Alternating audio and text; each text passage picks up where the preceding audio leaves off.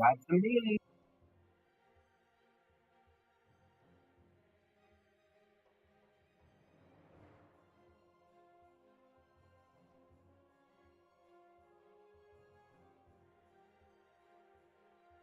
Oof.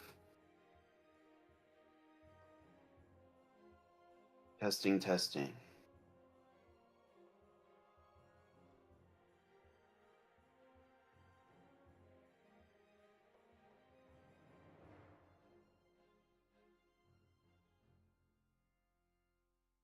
He says, now we hear something. Oh, he hears me.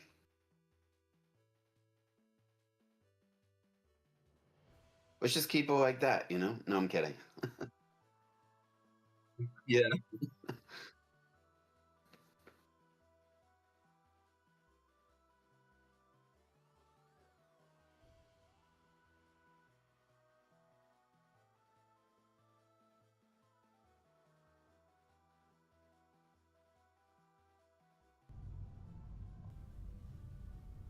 Hello, hello. Do you hear him now? Challenger X?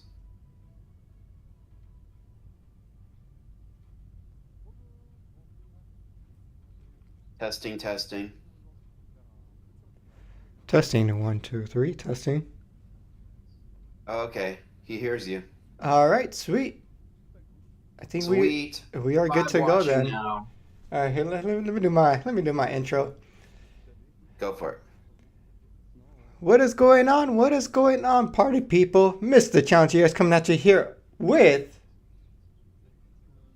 Risen Rogue Academy, that's There you me. go, yeah, boy, Risen. We're just gonna be hanging out, folks. I think the stream starts at 9:30, which is 25 minutes. So we're just gonna hang out until then. For the most part, we're just gonna chat. I know they are gonna have English subtitles, not translations, but we'll try to do our best to kind of pick out anything that sticks out and comment on it. We are gonna cover the full stream, so not just touch, just because. This isn't a common event, not necessarily like a Dofus thing. So they're gonna be doing announcements for all sorts of their games. But obviously, we are here for Dofus Touch because we are the Dofus Touch people. But Risen, you got any expectations? Are you excited for anything? Project D. So I just want them to make touch relevant. I mean, like I made a video I was talking about like my take on touch is that I feel like it's more I mean, retro is the most nostalgic obviously, but touch, I mean, I feel like more people have spent more time on like the old patch of touch than they did, hopping on retro, from when it first started, because the patch of touch has been around for like way longer, and I feel like a lot of people are more familiar with it. What I'm really hoping they do is, farm on that nostalgia that they get from touch. That's what I'm looking for. Is like, I made a video about it. It's like with the touch is has the same level of nostalgia as the retro, in my opinion, and Well, I yeah, think that they especially really now got to because farm it on that. kept the old art, right? Yeah, yeah. It did keep the old art, and I one of my videos was like, because when they switched from retro to 2.0, there was like a resistance. There was like people who were like against like it being transferred over. They're like, we liked it the way it was, and I was thinking, and I made it in that video where I'm like, maybe touch is going to be we don't like Dofus Unity, let's go to touch because it gives us what we're looking for, what we miss, what we remember. So, I could see it being a fallback for that. Honestly, I have no clue what their future is for touch. I mean, here's the biggest thing. The biggest thing we can take, the fact that they switched to Dofus Unity, number one, and the fact that they opened new servers and raids on touch, number two, means that this is a new beginning. They're not throwing that much money on these projects thinking we're just going to let these servers ride out till they die.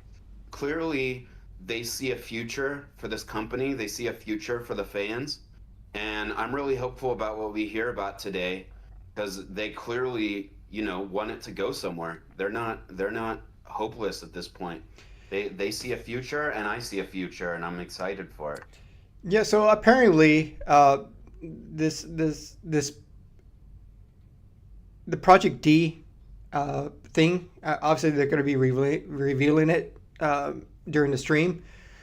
They made a point to say that whatever this was, it was going to be new and unique to Touch, uh, which is kind of exciting because usually Touch gets like recycled assets and like it remixes content from PC Dofus. But whatever thing they're coming up with, this is completely new to not only the game but like just Dofus in general. So I'm hyped to know what this is. In my mind, I'm picturing it's a new kind of gameplay mode, similar to Ancession Island. I think Ancession Island is very well designed, where it kind of has a very repeatable gameplay loop, where like it closes for a little bit, it opens. It's like arcade mode. That's how I like to describe it. If they could do something like that for Project D, where it just keeps people engaged and fresh in a fresh way, I think that could be it for Touch in regards to for the legacy players, because they did say Project D was going to be for endgame people, for those level 200 people. Obviously, we saw the raids. From what I saw, people really loved them. Uh, it was hard as balls, but people enjoyed it, which is something I love to see. Did you participate in the raids, Risen? How did you like it if you did? Um, I usually don't mess with the beta too much. For the most part, I'm like, I mean, the thing is, I'm a YouTuber. I should be messing with the beta so I can give feedback. But for the most part, I'm like, let's let it come to the main servers and then I'll deal with it. Because I'm just not a big beta person. I like for the project to be finished and have it show up on the main game and do it with the people who I know. And so I haven't messed with the raids too much, but I'm excited to see how those pan out. Well, I mean, the raids did go live on the main game. It's similar to Ancession, where it's only available for a certain amount of time, which I think Yeah, it's like 2 days it's like 2 days every like month or 2 months or something like that. Uh, which is kind of cool because that way it doesn't overstay its welcome. It doesn't get to the point where people get bored of it, and kind of sets it up in a place where people actually look forward to it. Um, I feel like that's a very European thing because, like, for example, like English TV, like they will start a series, like a show, and they'll ride it out a little bit and try to make it like amazing, and then once and they'll stop it at its peak. Whereas I feel like in America, it's like they squeeze the juice out of every franchise until there's nothing left, and then they quit when they're no longer making money. So I feel like, I mean, just guessing, this has to be like a European thing where it's like, let's not overwhelm people. Let's just give them what they want, keep them hanging, waiting for it, and instead of juicing the hell out of it until there's no hype left. I think it works. I think it works. Yeah, Like I said, I think Session Island is probably like one of the best components. I mean, it's probably, yeah, I mean, it's one of the few unique components to Dofus Touch, but it's a very well designed gameplay mode, which I can't speak enough good about it. If they keep doing more of that, that could be really cool for the game. But obviously, yeah, if you guys seen my videos, uh, there's a lot of issues with just Dofus in general that need to be addressing too. But I mean, you got to start somewhere. yeah. But this Project A lot. D was enough to keep me excited. Yeah. Yeah, there's a lot of things we can complain about, But when it comes to like when a live comes out, I mean I'm kind of ashamed I didn't get this video out. I had an idea for a video. I wanted to release it yesterday or the day before. But usually when a live comes out, I'm so motivated to put a video together just because I love making videos that kind of like predict what's going to happen.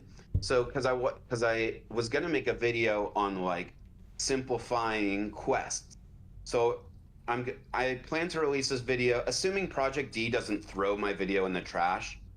I plan to make a video on like simplifying the quest lines because Challenger and I were talking earlier before we went live about how like overwhelming and underwhelming quests are, and I feel like if there were like chat bubbles over NPCs that were like that summarized, what the quest was about and made it clear what the focus was of the quest and made it clear what you're supposed to do, then I mean it would be great. And then just leave the dialogue as flavor text. That's what my next video is going to be about. The reason I bring this up is because before lives, I'm like super motivated. I'm like, let's get this video out because it could predict what's going to happen next. And I do have a few videos where I'm like, this could be the future of Dofu's Touch. Like I made a video talking about farming on how nostalgic the original like Dofu's 2.0 was when it first came out and how touch sort of encapsulates that.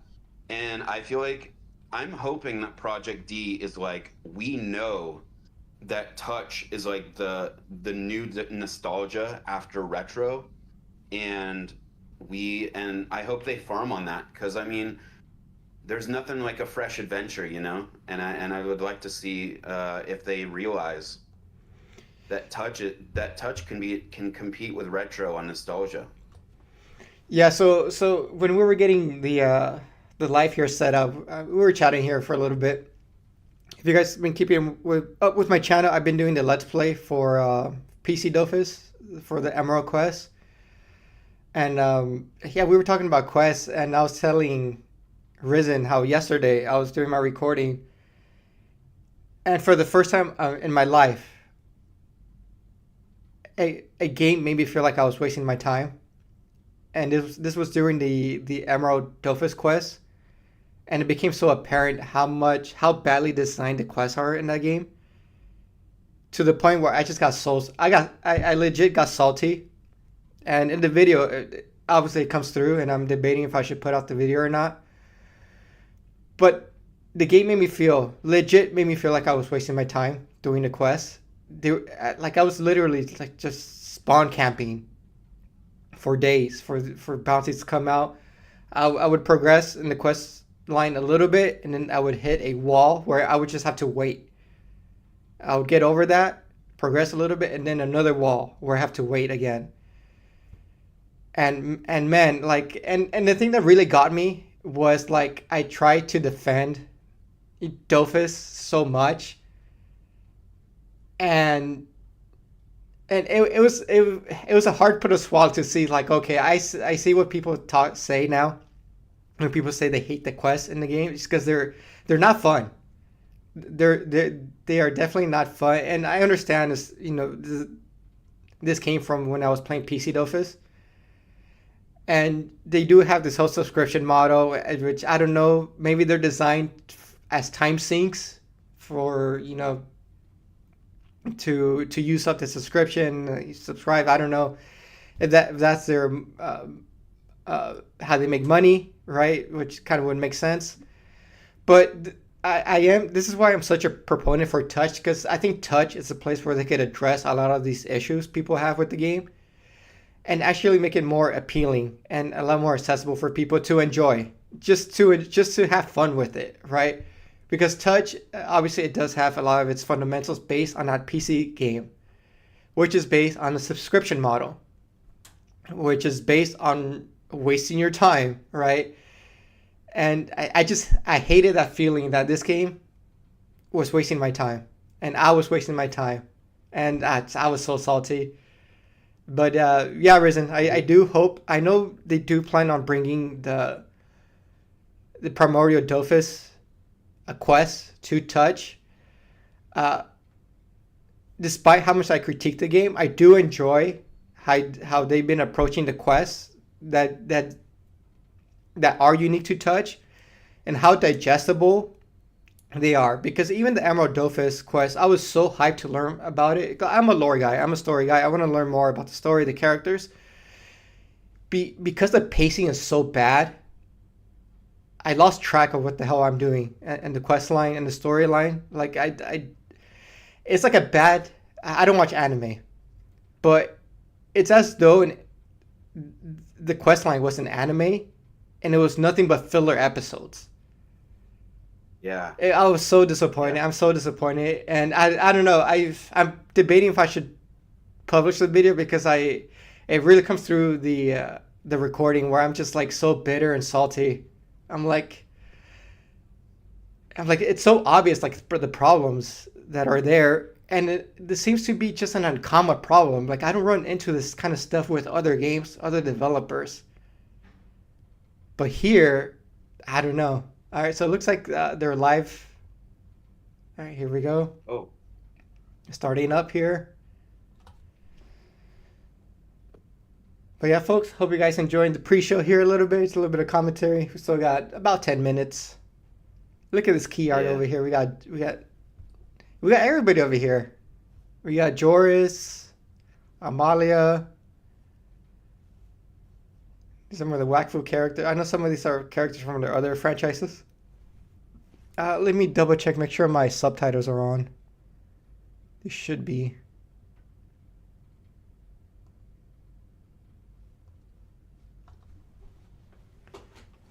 I don't know if their subtitles would be from Twitch. I think it's all pre-recorded, so the subtitles might just come with the video. Hopefully they do. But I did watch the last live, and it did have live subtitles, which Yeah. auto translate. But once the live was over and it went into the VOD, the subtitles were gone. Oh,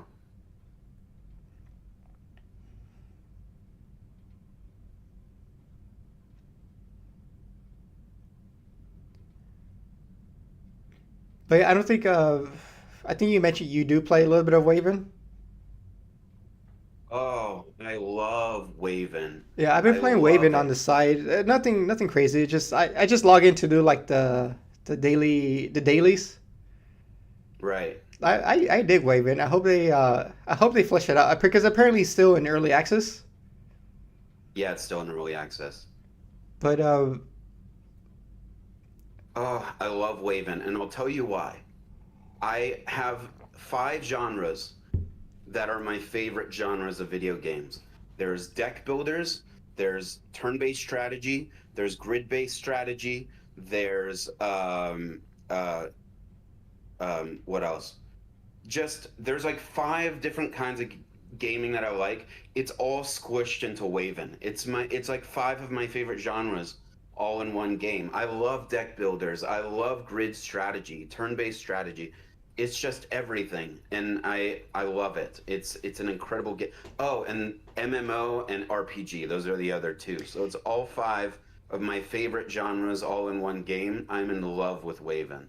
It's yeah, I think incredible. Waven has a lot of potential. I think the core Yeah. gameplay it's there. I think they just need to add like the splash of like the MMO Right. element to it, like the Okay. more like social stuff, playing with other people. But Yeah. I think Waving has a lot of potential. The Yeah. gameplay loop is fun. It's snappy. It It's is. quick, which I love. Obviously, it has crossplay, which is like a big seller for me. Yeah. And the visuals look good. I dig it. I dig it. Yeah. And just I mean, I love when it uses my brain power, you know? Any game that convinces me to think. I love it. And it really does. I mean, and the creativity that you can put into it. I love being able to express my creativity in a video game, and deck building really does that. So I actually uploaded a video yesterday of my Waven build and put it on wavenbuilds.net, and I didn't get a ton of views because I didn't notify subscribers. Um, but I mean, it's just Waven. I love being creative in my strategy, and it really brings that out. Nice. Yeah, I can see myself doing some more Waven stuff come next year. Yeah, It's just so convenient where you could play on your phone and then make content on the computer with the same account. right. Everything's there. Yeah, Unfortunately, touch. There's no PC client. I don't know why. It seems like an obvious thing to do. right. Uh, who knows? Who I knows, mean, man? I mean, it would really help, bring that PC audience over to touch. I mean, I don't know. The question is, how much do they compete with each other, Like, because Dofus, Ankama is essentially a monopoly over this genre. And sometimes I wonder, like, is touch competing with PC? Because it seems like they do sometimes want to bring in a PC audience, but they don't seem like viciously competitive. So it's really an interesting thing. It's like, because if they have separate teams and they know that their main audience is existing fans, then they're probably, hugging at each other. Yeah, because like the biggest apparent issue with Dofus Touch is like their own PC players don't play Dofus Touch, right? You would figure Yeah. their core audience will want to play both games, but they don't. Right. So yeah, maybe if there was a PC client, and even now, right? Even now, there's like visually there's a bigger separation between the two games thanks to 3.0. But yeah, I don't see why they Yeah. wouldn't do a PC. I mean, Dofus 3.0 is having a mobile app, right? They're not like, and I talked about this in the video. They're not being idealistic, like, oh, this is a PC game. No, they were like, let's put it on the app, let's put it on the phone, F it, Yeah. right? And then you have the Dofus Touch team being so protective, it's like, oh, this is only a mobile game. Let's just keep it on mobile. It's like, no, just make a PC client like every other successful game is doing, right? Yeah, I've played so many mobile games, so I've seen a lot. What I really liked was MapleStory M, so MapleStory Mobile. What they did was if you connected your mobile MapleStory to the PC MapleStory, you could use some of the progress you made on the mobile and get rewards on the PC and vice versa. I feel like if they did something like that or touch really, because it's very hard, we had this discussion in another stream where we were talking about how like whether touch is like a supplement to PC, and I really feel like juggling both is very difficult. If they mix them together in some way where it's like, hey, do your dailies in touch and we'll give you like Soakins and PC or something like that, then they could probably find a way to implement it, especially if they really like, because it's one thing to like say, hey, go full in on mobile while you're going full in on PC. But if they had a way to like connect some features of mobile into the PC version, then I think it would be great to have it be like a supplemental thing. But that's just one thought. Black, welcome to the stream, Black. Did Dofus Touch Welcome. get a mobile release? Dofus Touch is only on mobile, Black. Uh, they did that with Waven. Yeah, so Waven has a PC and mobile client, so it has crossplay, which Dofus 3.0 will have down the line, similar, but the developers on Dofus Touch are very hesitant on doing a PC client for whatever reason they have.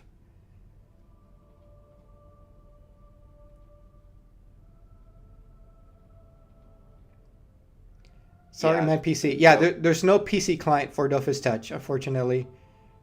Which I understand there's Well- bots and it's going to be easier for people to bot and stuff like that, but I still think it does more benefit to the game to be on PC. Yeah.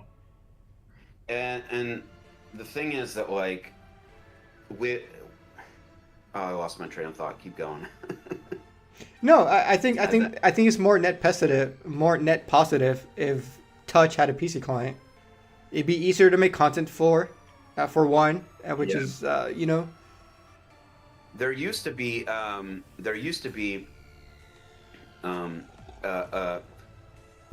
emulator that people were using. Everyone was like, "Oh yeah, you can play on PC with this emulator," which was you know, completely against the rules. And then like so many people got hacked. Like one day, it was almost like the emulator was like waiting to hit like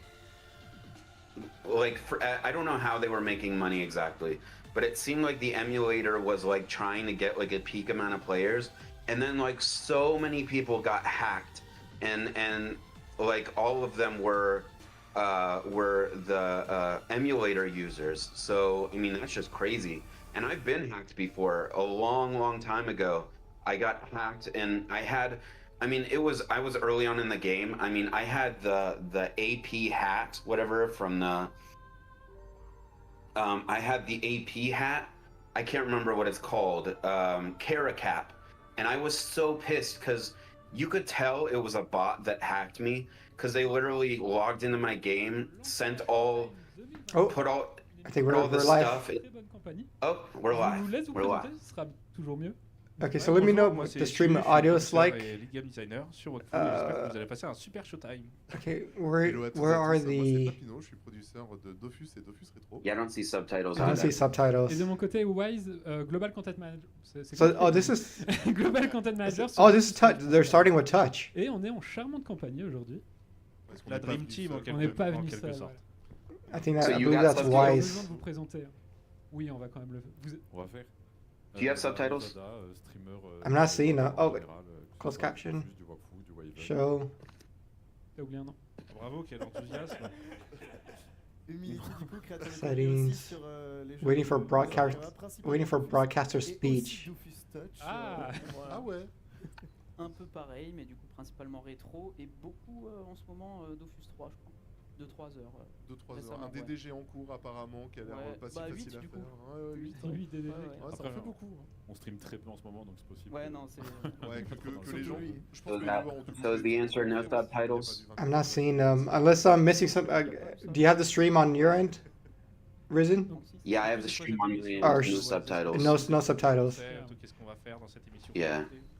Cette mission connectée, carrément. Pour le coup, I donc, so tout I notre kind of thought of this as a backup. I don't know how like tout ce qui arrive sur tous les projets I guess you could say ethical this is, but I've considered the possibility of like live streaming Molt's live stream and just throwing in some extra commentary over what he's saying. Sur les différents jeux sur lesquels ils peuvent You know what? If We we could, really had you know what? We're gonna jump on over there and let's see what he's. Yeah, I think everybody does. Yeah.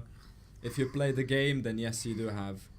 We necessarily have expectations every year for the next one, and especially with this being a big year for Ankama, that is announced in itself really strong. So we've got big expectations for next year. Yep, I can join you with that. More towards 7 p.m.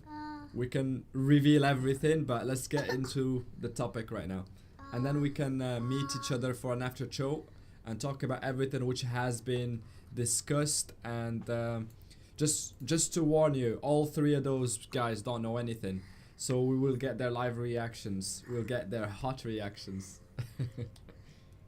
Yeah, so their reaction will be the same one that you will be having. We were a bit tempted to show them, but we thought, nah, let's just keep the surprise on. And yeah.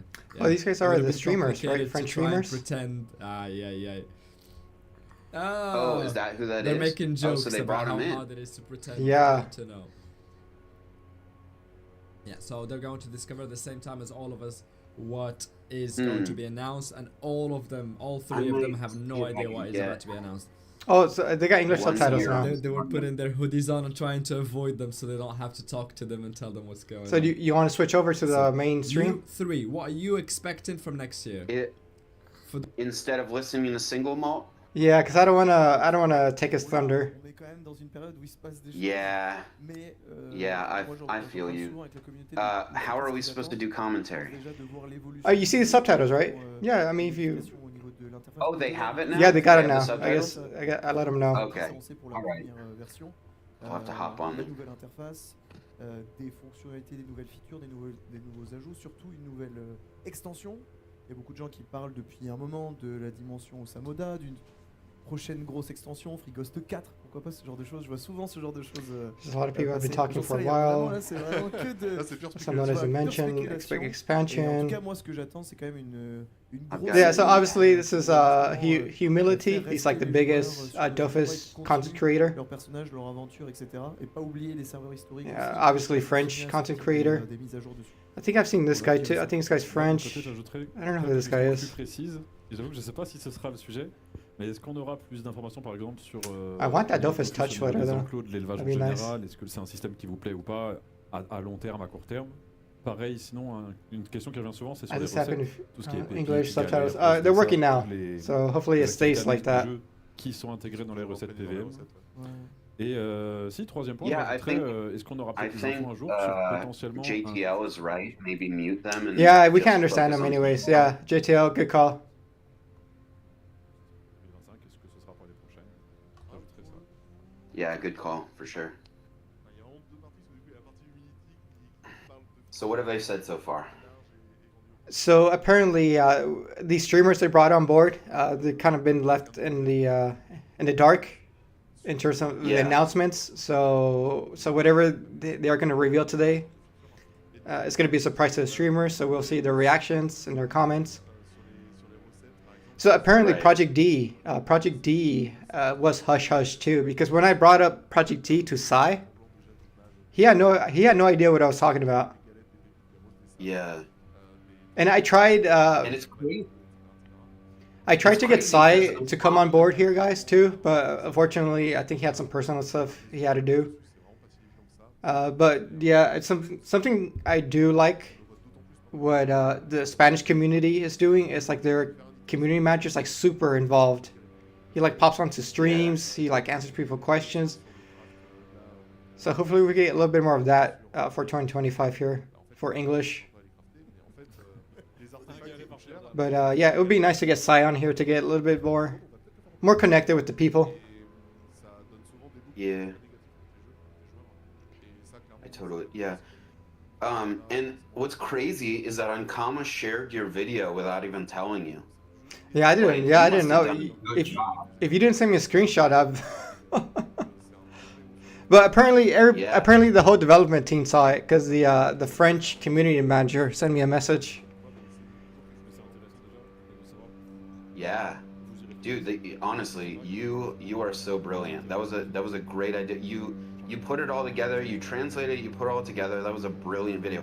Seriously, I was on the edge of my seat the entire time. I'm like, holy crap! I feel like we're trying to find the lost Declaration of Independence. I mean, that was intense. You did a great job on that. Like, dude, I had a blast making that video.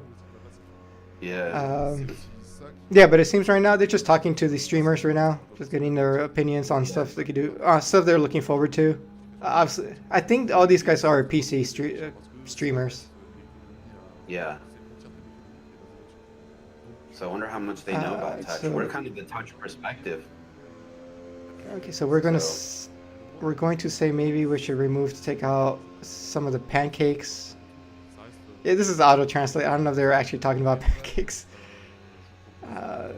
It is entirely of economics, based on Dofus being a game. If economics is possible, it's like little change.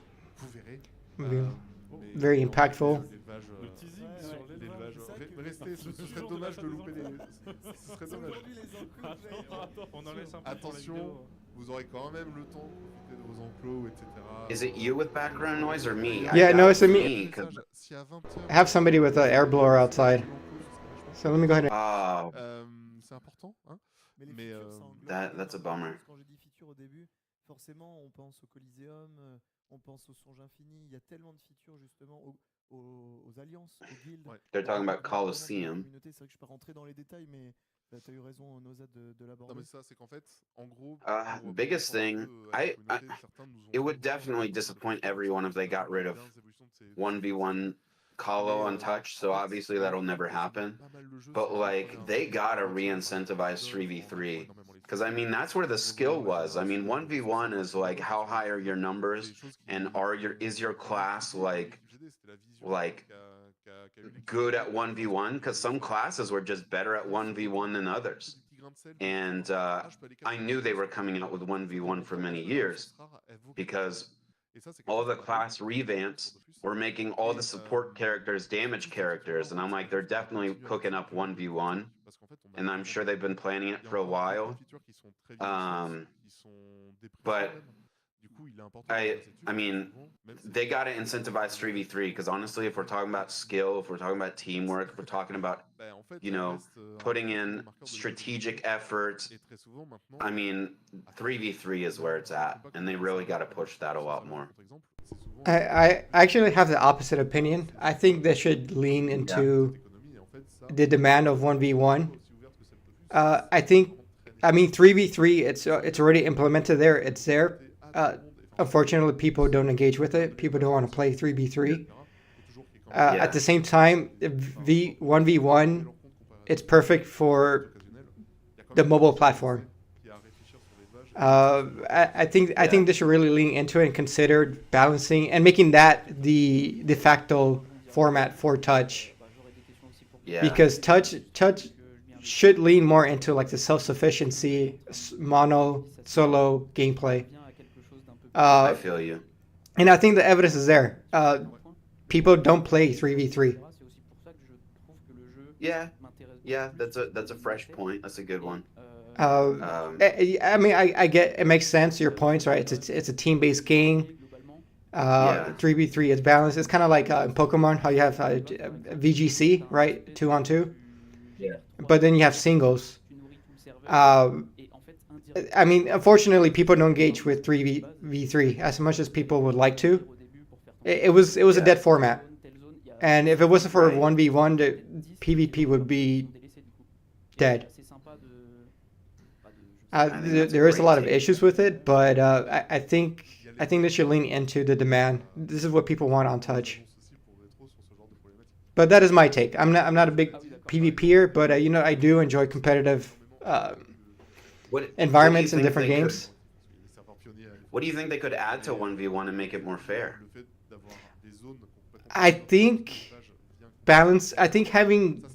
I don't know if they tried this before, but I think having spells with unique effects in 1v1 would be a start. Where the spells kind of act differently in the Coliseum. Yeah. Like the damage output on certain spells are different in Coliseum than they are in PVM. Waven was brilliant with their PvP. So like when you build a PvP build, I mean, it doesn't matter what your level is. It doesn't matter what the spell level is. Everybody is on even playing field. Like everything is max level. Everyone's gear is mostly the same in level. I mean, there's difference in strategy and all that. But like, I feel like what they wanted to do with PvP on Waven was to make it like kind of like playing a chess match where everything is under control, and if you lose, it's your own fault. Because chess is one of those games where it's like everything is under your control. There's no chance or anything like that involved. And I feel like they were kind of going for like, let's make a bare bones like fair matchup that you can just get really good at instead of grind towards getting good at, you know? Yeah, I do like the approach they did with Waven, but I think it's a little bit different with Touch. I think people want to use their own gear and like their own like custom equipment. What Waven did is kind of standardize the playing field, right? Whatever your character's already maxed out, right? you play at its max J'ai capacity une question peut-être un peu because technique, everybody's doing it. mais, I think at touch, I think there is an appeal to like using your own equipment and your own like custom exos and stuff like that. En gros, il y a eu des histoires Uh, de iOS, donc But at the same time, maybe you could rent gear for people who just want to dive right into PvP. savoir à quel point ça And again, Pokemon does this where you could just rent Pokemon. You don't have to train them or level Yeah. them. You could just ça have access to them pas and toutes les problématiques. you could Clairement. PvP Alors, right out of the bag, pour refaire right? un peu, Uh, I think- on va le faire rapidement, parce qu'on a quand même beaucoup parlé ces dernières I think a what big makes issue Touch has, and what Dofus in general has, is the barrier to entry to PvP. To even be in a place where you could participate in PvP, like you need to beat the game, pretty much, right? Yeah. You need to be well equipped to the Right. point where like you can stand a chance, and that's for you to even begin to start doing PvP. So there is a huge barrier to entry to it, and that's why it has a low participation rate. Yeah. I think, however, like they do kind of want to capitalize on how I feel like when it comes to like PvP games like League of Legends, they kind of need the drama to keep it interesting.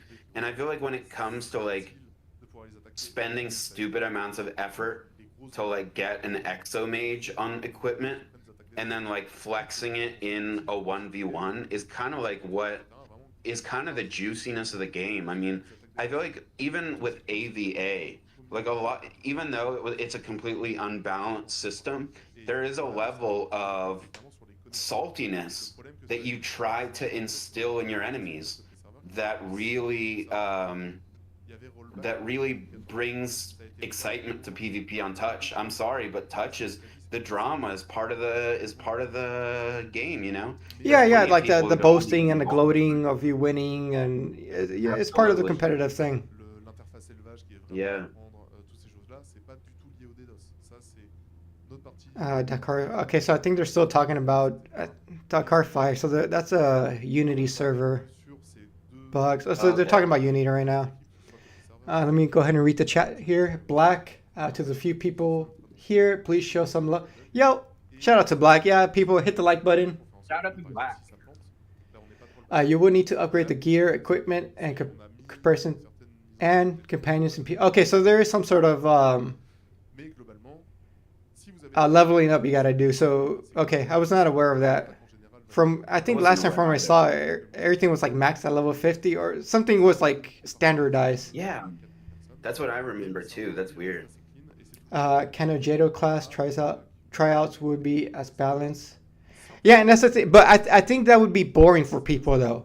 I know people complain about the game not being balanced, but I think that's what a balanced game is boring, right?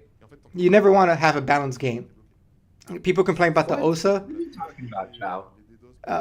You never want to have a balanced game? Tell me what you're thinking. No, a balanced game is a boring game. Here.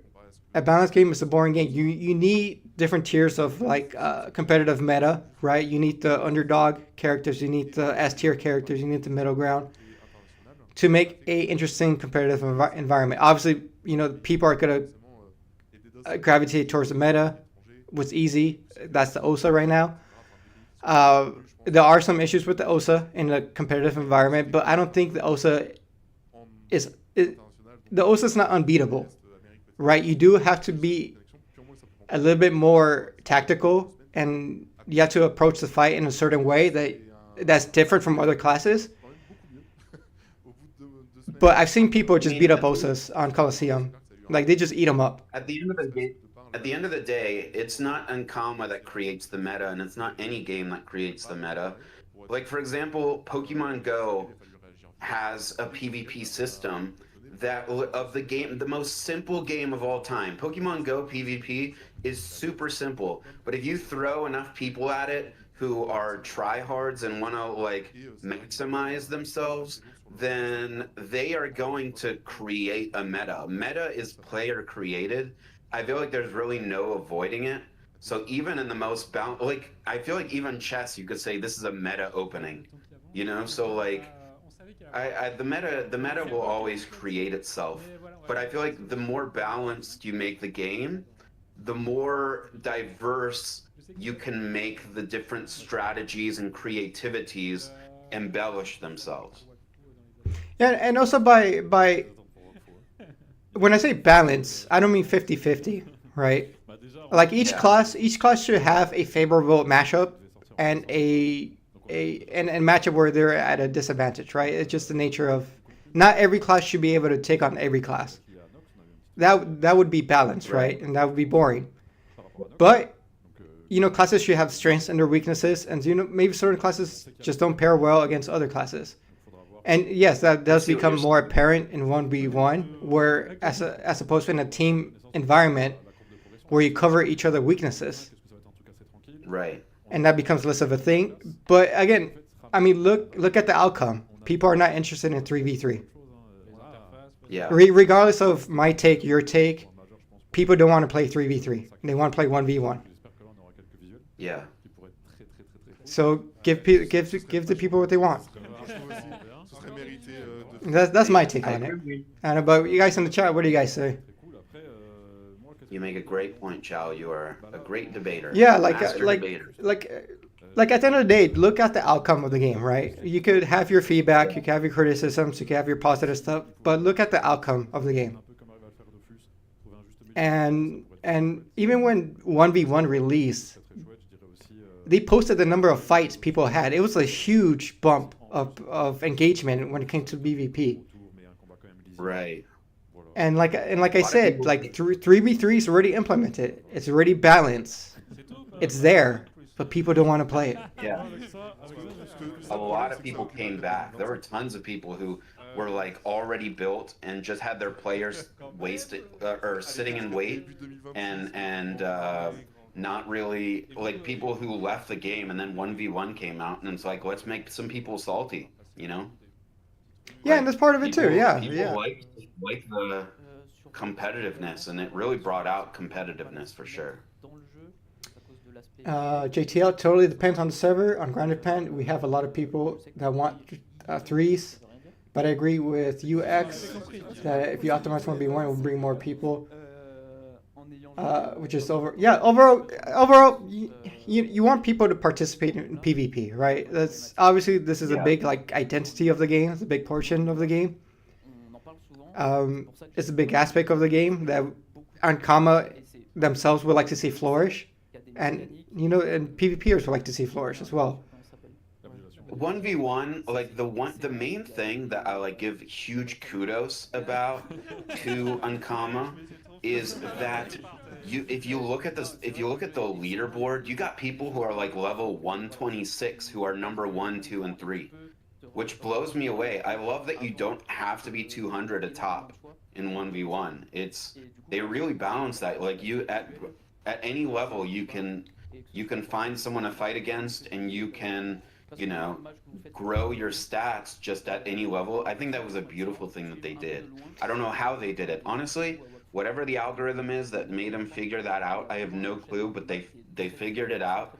And I love seeing people level 126 in the top slots. Yeah, which is cool. Like again, I think accessibility is good for the game in general, but accessibility to PvP, it's another thing to increase participation, engagement. Yeah. But yeah, overall, that's my take on PvP. Quand est-ce que vous venez sur le jeu, etc.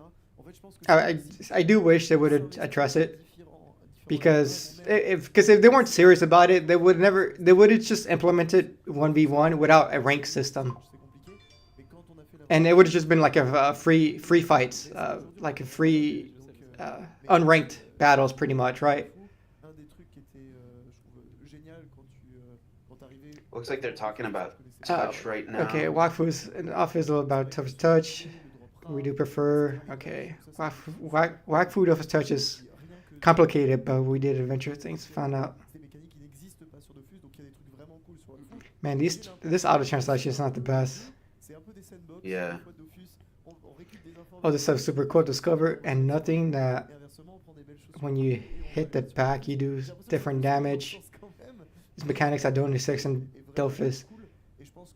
Some really cool things, and I have impressions that it's a bit of both. It's a bit of sandbox. Sometimes Dofus, we get some.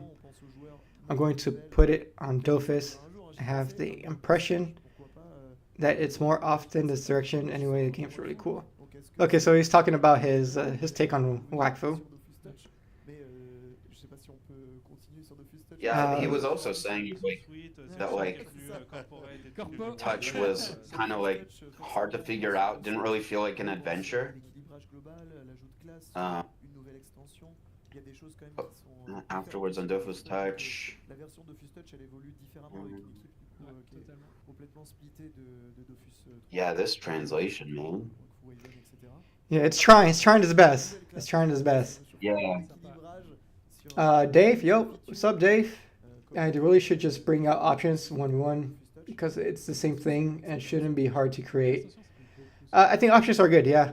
Ouais, carrément.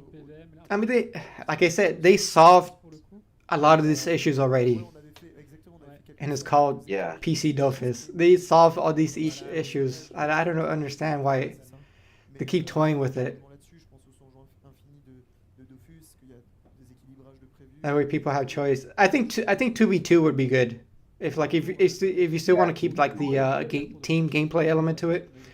Obviously, people are just gonna run, their main and their alt, but nothing you can do about it.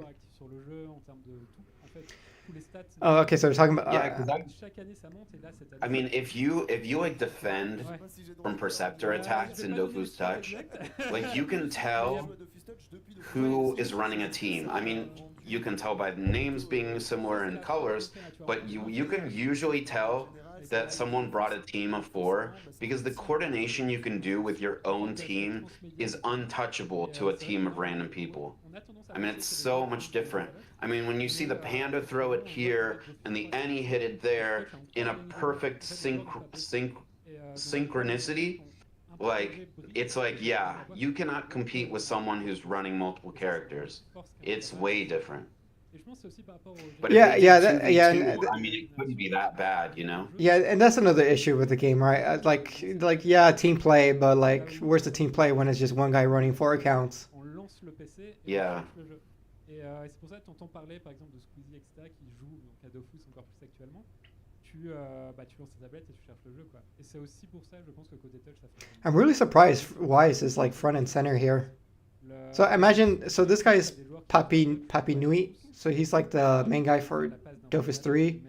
I guess they got one of each. Maybe this is a Wakfu guy? The guy on the right? Tu joues à touch, tu reviendras sur Dofus par un moment. Et pareil pour touch dans l'autre sens. Et ça, c'est une vraie force d'Ankama pour le La tablette, c'est chez les jeunes encore aujourd'hui. Is anyone up there from Touch? French Touch Dire la tablette, c'est les jeunes. players? Ah, je sais pas, tu dis quoi? Pour moi, ils sont- No, I don't think. La tablette, Ouais, non, c'était ouais. notre Ah. génération de jeunes, mais Ouais, qui avait l'impression Ouais, d'être jeune, et c'est puis en vrai. fait, Carrément. ça a pas quitté. The guy on the right, with the white shirt on the right, with black pants, Parce que je viens d'acheter une tablette il y a genre. Yeah. he looks familiar. I don't know if, Je plaisante évidemment. but I'm sure all these guys are PC streamers. They were just talking about how, like, the new generation, when they hear about a game, they pull out their tablet and search for the game to see if it's je mobile. crois que chez les jeunes, tu leur parles d'une tablette, c'est déjà. Which I guess they're trying to say, like, Un TikTok, c'est déjà has-been, hein, si jamais. I mean, like, we got, at least in the U.S., we got iPad kids, you know.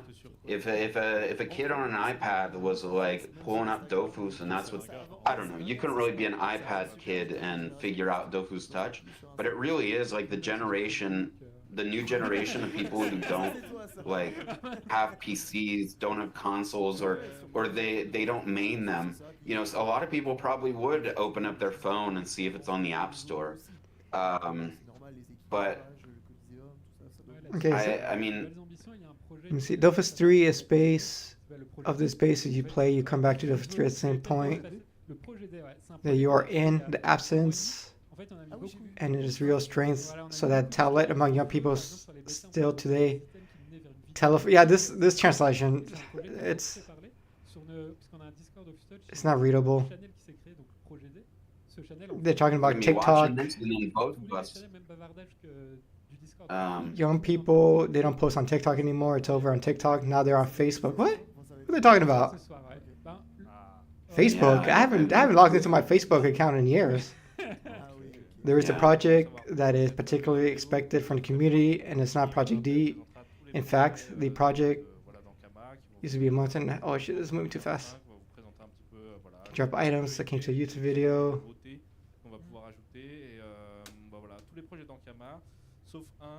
I'm going to use it tonight. Voilà, I'm plusieurs fine. nouveautés, mais We'll il y en talk a about un it tonight. qui est Waven. Name of the video, end it with December. Oh, so they're talking about the Project D video. Pas dans la vidéo, en fait. We will know more Parce que, on this famous video. It was soon, which we'll call it Press Project.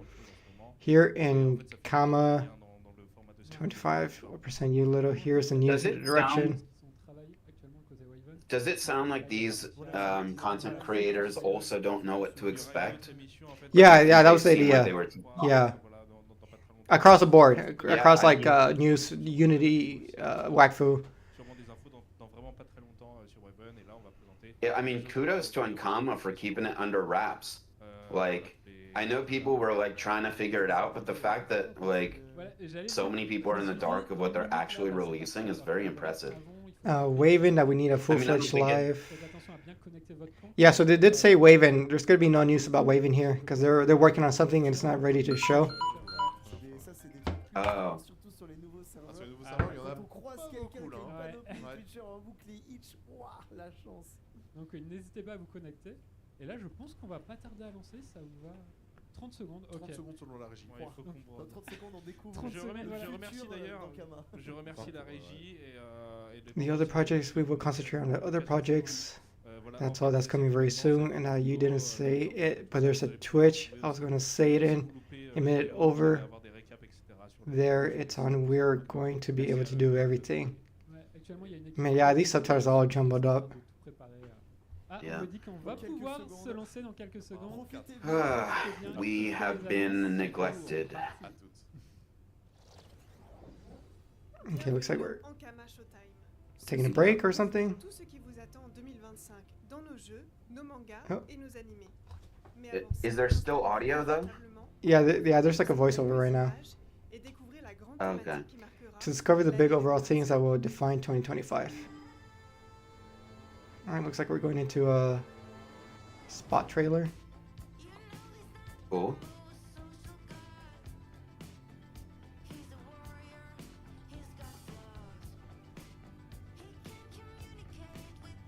They're showing us an English one.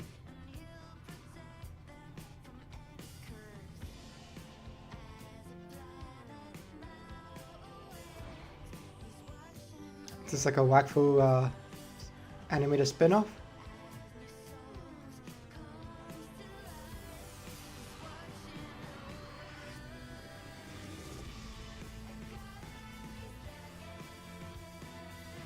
Yeah, I don't think they need another spin-off. They've got like 8 spin-offs. Got JT translations, subtitles. Oh man, that was funny. I wonder if this is like Osatopia stuff. This is the year of the Osa. Because they have like Osamoda's An Osatopia game or something. It's the Bestial Pact 2025. La thématique annuelle, elle est toujours drivée par le projet d'animation qui est en cours. Animated project, yeah. 2025, c'est Bestial qui en est à l'origine. Bestial, c'est l'histoire d'Irène, une jeune femme audace qui a pour mission de protéger les lantes. I think that's a good take from Black. I La think dernière de son that espèce. that is very possible Les to lantes, vous l'avez déjà rencontrée à 2 reprises. D'abord get dans mounts le involved film in de the Marvel fight. Et ensuite dans la saison 4 de Wakfu. Vous faites partie des privilégiés à pouvoir contempler Sa Majesté l'élante. Did you watch the Wakfu animated series? De son espèce.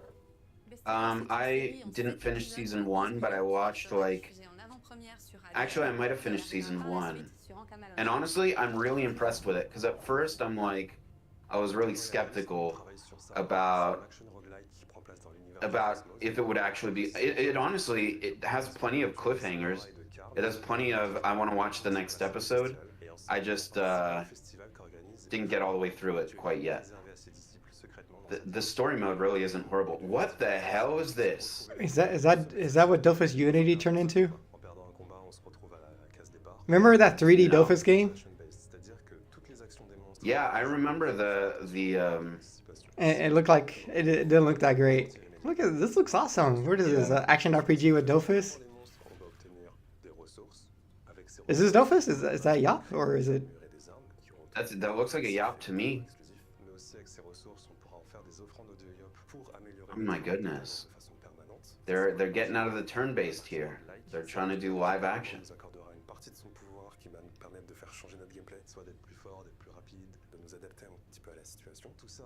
It's looking like a Diablo clone a little bit. Or at least not a Diablo clone, but kind of like the same playstyle. No, I don't think this is Dofus related. Well, that is a Yop. She kind of looks like a Yop, but I don't think it's Dof. I mean, look in the background, dude. There's Yops everywhere. In the background of the speaker. Oh yeah, his back. Yeah, I mean, obviously he works at Ankama. But it was cool.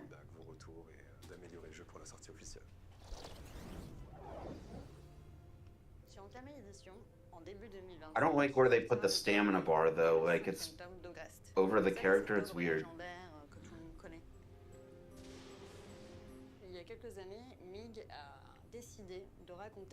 So it is a story of Ogress. How and Finally, why. we got some new subtitles. Yeah, because this is a pre-recorded video. Yeah.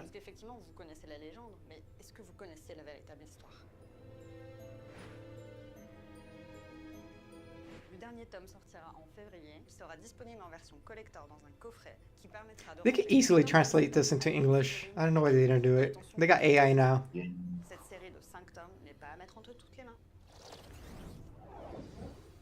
Have you read any of the graphic No, novels? they're all in French.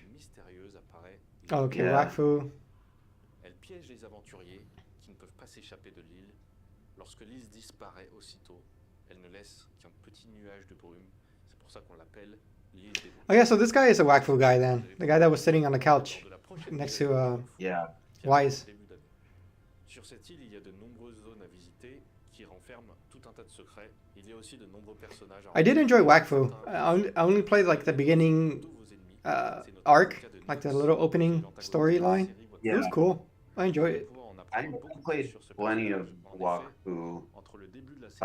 And I mean, it's not groundbreaking, but it's a lot more involved. There's flora and fauna. There's a political system. The professions work a little bit differently, but I mean, it just seems like a UI upgraded Dofus more than anything. Black, you would swear they hate English speakers, just my opinion. I think they're just a French studio, right? And that is like their main audience, French, and that's their little bubble. But I feel you. I wish. I'm gonna try to get something happen with Psy. See if we could do something here. Have some like official representation on the English side.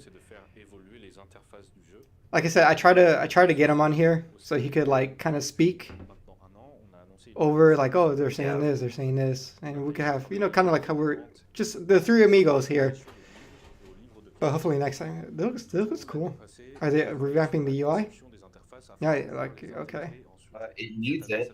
It absolutely needs it. Because Wakfu looks old. Yeah, dude. it looks like so like blurry.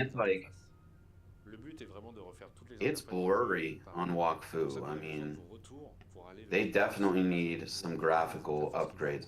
I think Dofu's PC before Dofus 3.0 was better graphically than Wakfu. Wakfu might be more 3D, but it was pixelated as hell. Black, I'm with you on that, Black. I think all these games should have crossplay.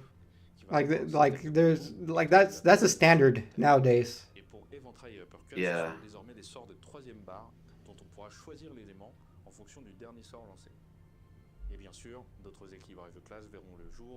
Yeah, actually, now that I'm seeing this gameplay, it reminded me, like, Wakfu is hard, dude. Like Wakfu's got to be harder than chess. Like maybe not, but like it's insanely like. I mean, there's so many more states. All the spells are way more complicated. The states are the biggest thing. Like this spell puts this state, and when it counts to this number, then it does this and that. I mean, it's just takes way more brain power than Dofus and Dofus Touch. It's definitely way more complex combat. Yeah, I got close to level 100, but I had fun. I had fun with the game. It was a fun game. I enjoyed it. Yeah. All right, where's Touch? Touch should be coming up here. Nope, Wakfu. It's definitely more complex. It's definitely different. It doesn't seem that different, but it is different. But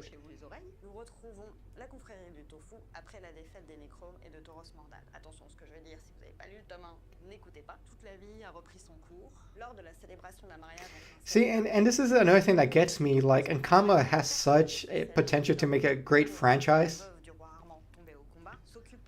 like a great brand here in the US. But the way people get introduced to it is via a bad game, which sucks. Yeah. Because they have like such an extensive library of characters, lore, like the world building seems so expansive. Like, you would figure this would be huge here, like especially like during Comic-Cons and stuff like that. At the end of the day, I mean, I'm pretty sure from what I heard recently was that the French government like pays for a lot of this stuff. Yeah, so they're considered local art. So that's another point too to keep in mind is like maybe they're not as motivated to turn to profit because a lot of their expenses is subsidized by the French government. So as long as they sustain themselves like in their little French bubble, I think that's what they care about. Anything extra is icing on the cake. Oh, Dofus Touch right here. Next year will be curved. Okay. Ooh. Is that what people would love? At least target a monster that you're looking for. For example, if you decide to be looking for pirate buoys because you want to craft. Okay, you can target a monster and then another group. Oh, that's cool. Yeah.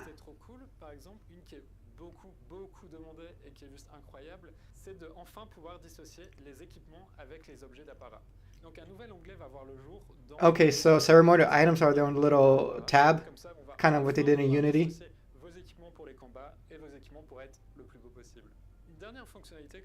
One final feature Smith Magic players will like.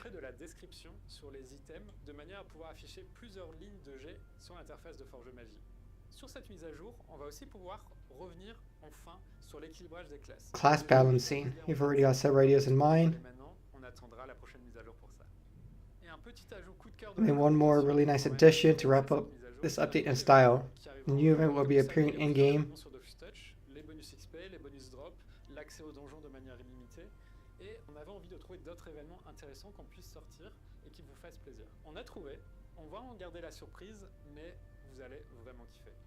Pour continuer l'année, on a eu un coup de cœur.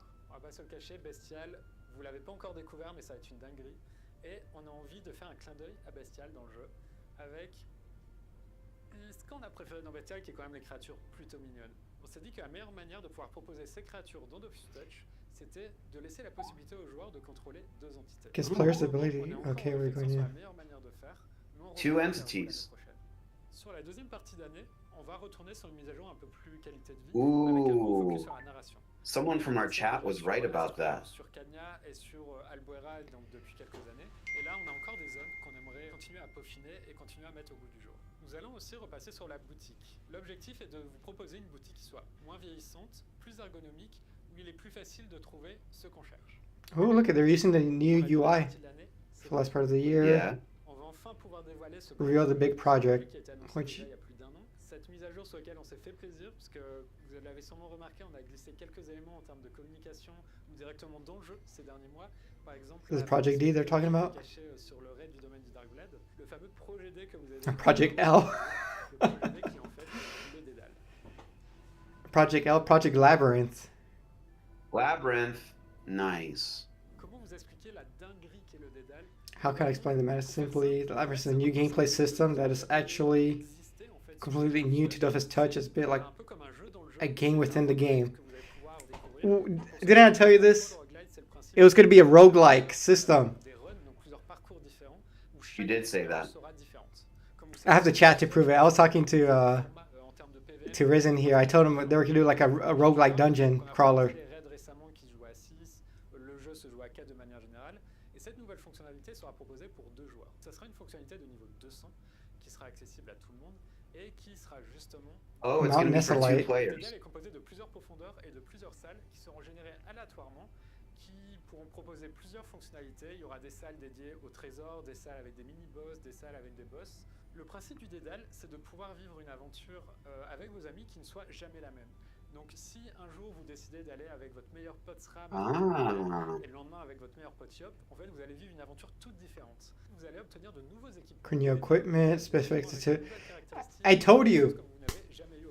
Oh shoot, I got this right. I'm so happy. C'est-à-dire que plus vous allez avancer dans votre parcours, plus vous allez obtenir des récompenses. Yeah, so you collect stuff and then you upgrade as you go and then you try to get as far as you can into the labyrinth. Tout ce que vous avez accumulé depuis le début disparaîtra et vous repartirez bredouille. Par contre, il y aura plusieurs salles que vous pouvez rencontrer qui permettent de sauvegarder votre progression et de dire ok, je me vois pas aller plus loin, je préfère m'arrêter là et repartir donc avec tout votre butin, en sachant pertinemment que si vous allez 1 ou 2 salles plus loin, la richesse vous y attend sûrement.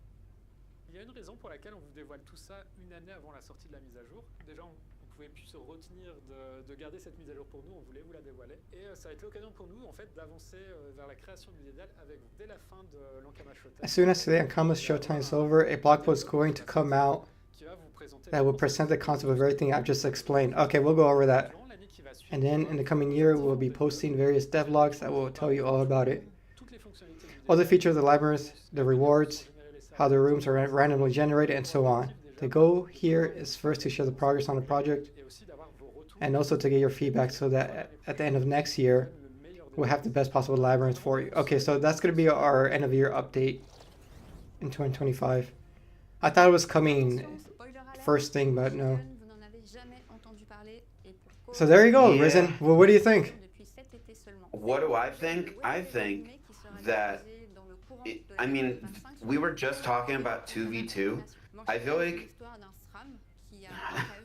so I would often get like a friend into the game and then we would like do stuff together as like just us two. I feel like this is a great way to like, you know, bring a friend, make it just 2 players, and I love the randomly generated maps. I think that's brilliant. I think that's a great, especially if like monsters from different parts of the world are mixed together into one fight. So you could have a couple pirates and a couple dwarves or whatever and bring it together, and they would probably interact in different ways, and I think that would be a very ambitious way to like get into fights that you would never experience ever, you know, any way else. Because if you can imagine, like, let's say here's an example.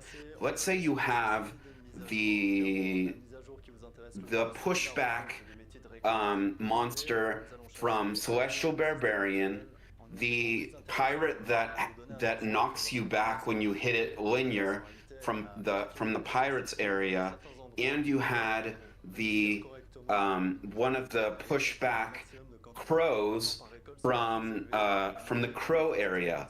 And let's say because you're in there, there's extra pushback damage.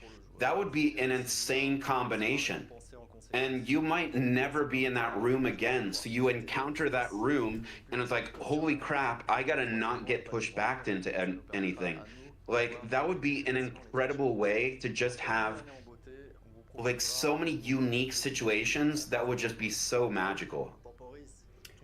Dave G, did that sound like Labyrinth won't be available? Yeah, so it looks like it's going to be the end of year update for 2025.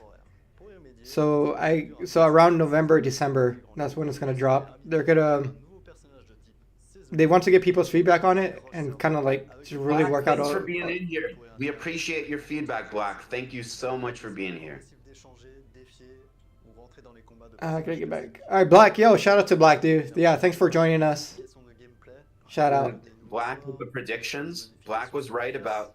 I agree Yeah. with him. I think that what we're gonna see is mounts having their own spells and fighting alongside you. That's sounds fun, but talk about letdown. I totally thought this was gonna be our because so Project D turned out to be the Labyrinth thing. They were talking about at the beginning of this year, the Labyrinth was gonna be our end of year update, but it got pushed back, and we got the revamp of the Evil Forest. So I figured, okay, they must have it in a state where like it just needs a few more months. But it got pushed back 2 years. That is a little crazy if you think about it. I feel like video games in general need to learn how to release faster.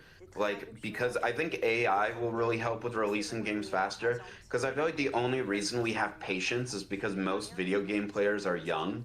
But it's like, one day, like, we can't wait for a year. Am I going to be around for a year? Am I going to still be gaming for, like, I know that's super far-fetched, No. but I'm thinking, like, we're young, we have time to wait. No, But it's like, I mean, shoot. If you think about it, and I was gonna put this little bit on the video, but Mount Nesselite got revamped 6 years ago. You could have been a high school freshman, and by the time this comes out, you're almost done with college. Think about that. Yeah. Like that's how Wild. large these gaps are, which is another kind of feedback or another criticism I have with not only the game but for the developers is they're really slow update cadence for this game.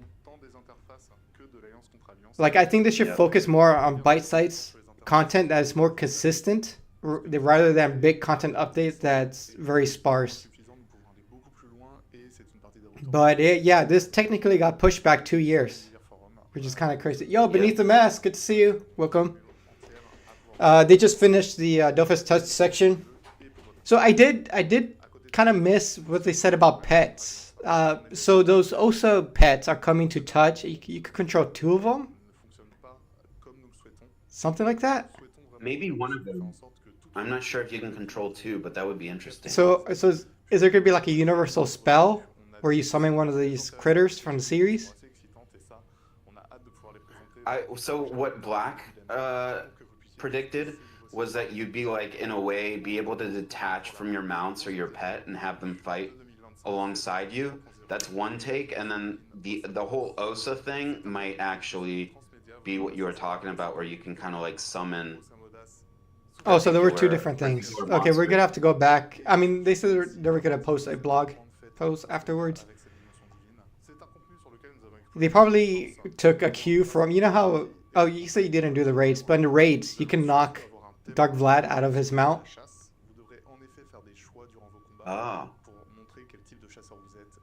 Oh, that's kind of a hint, isn't it? Maybe that's like a little thing they're trying to implement there. Yeah.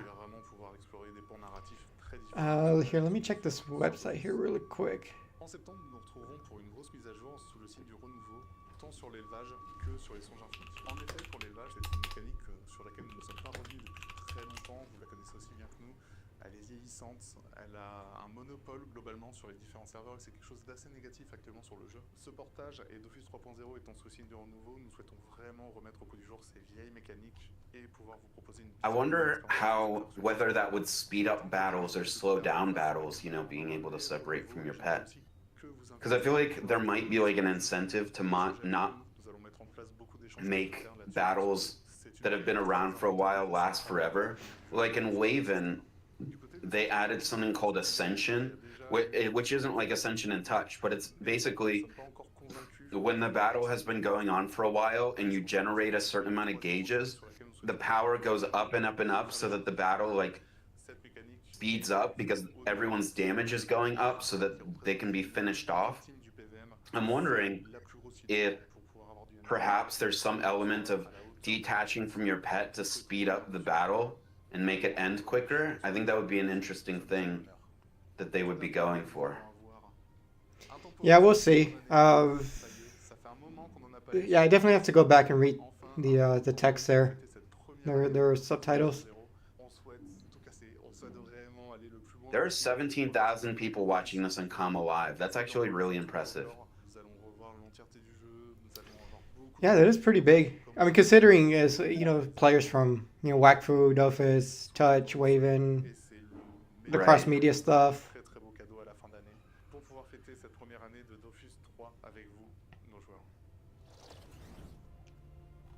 Yeah, 17,000. I think you can check out the late show right now for live teams. Okay.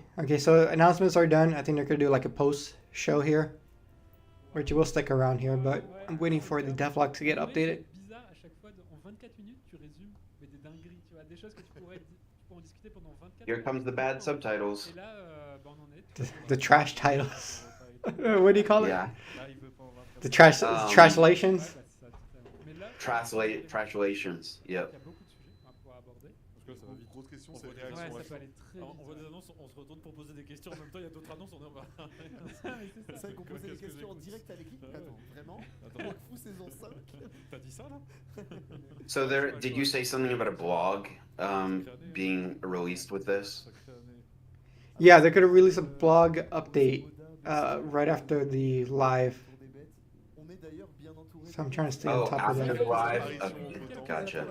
It should go up soon.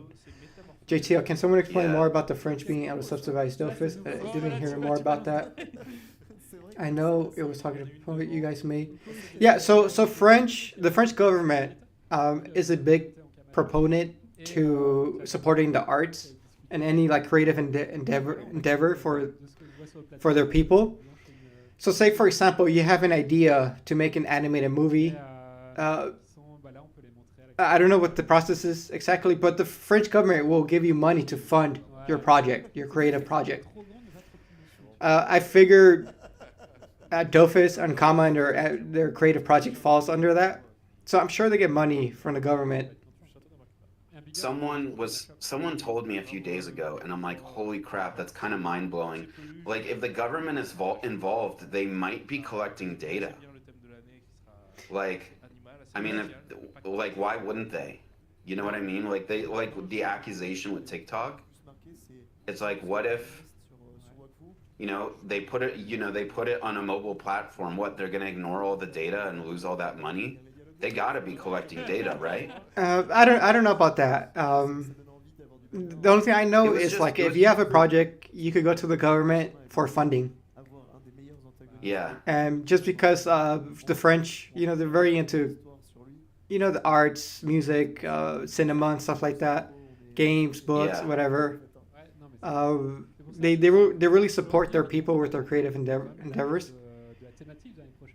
So that's part of the reason why Ankama doesn't feel the need to expand their reach outside of France and the French community, because they're fine, right? They could operate in their little bubble, and they're fine. Yeah. Right, because if their lifeline really dependent on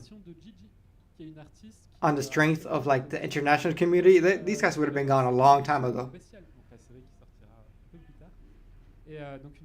I agree with you for sure. But I mean, it's kind of like my drive with, my I guess you could call it my YouTube career, where it's like the entire drive that I have to make videos is about this game is underselling itself.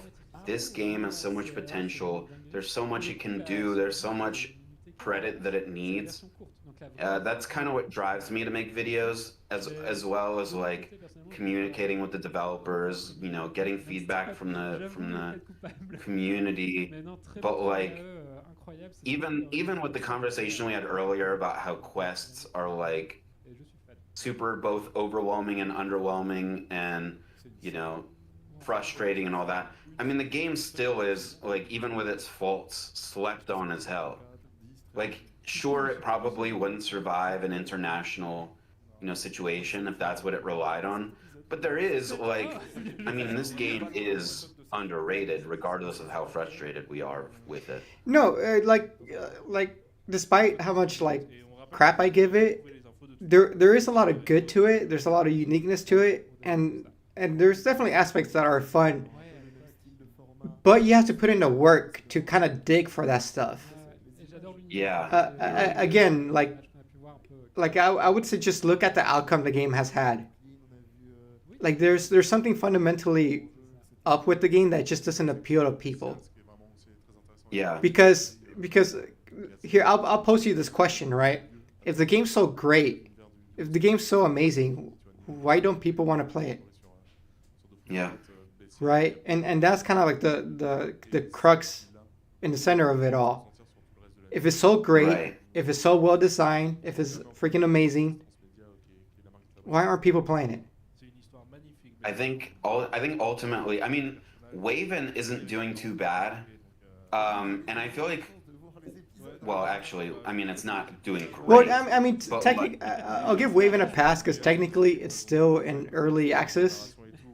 Yeah, but like, the game has, I mean, some games have like a skill ceiling and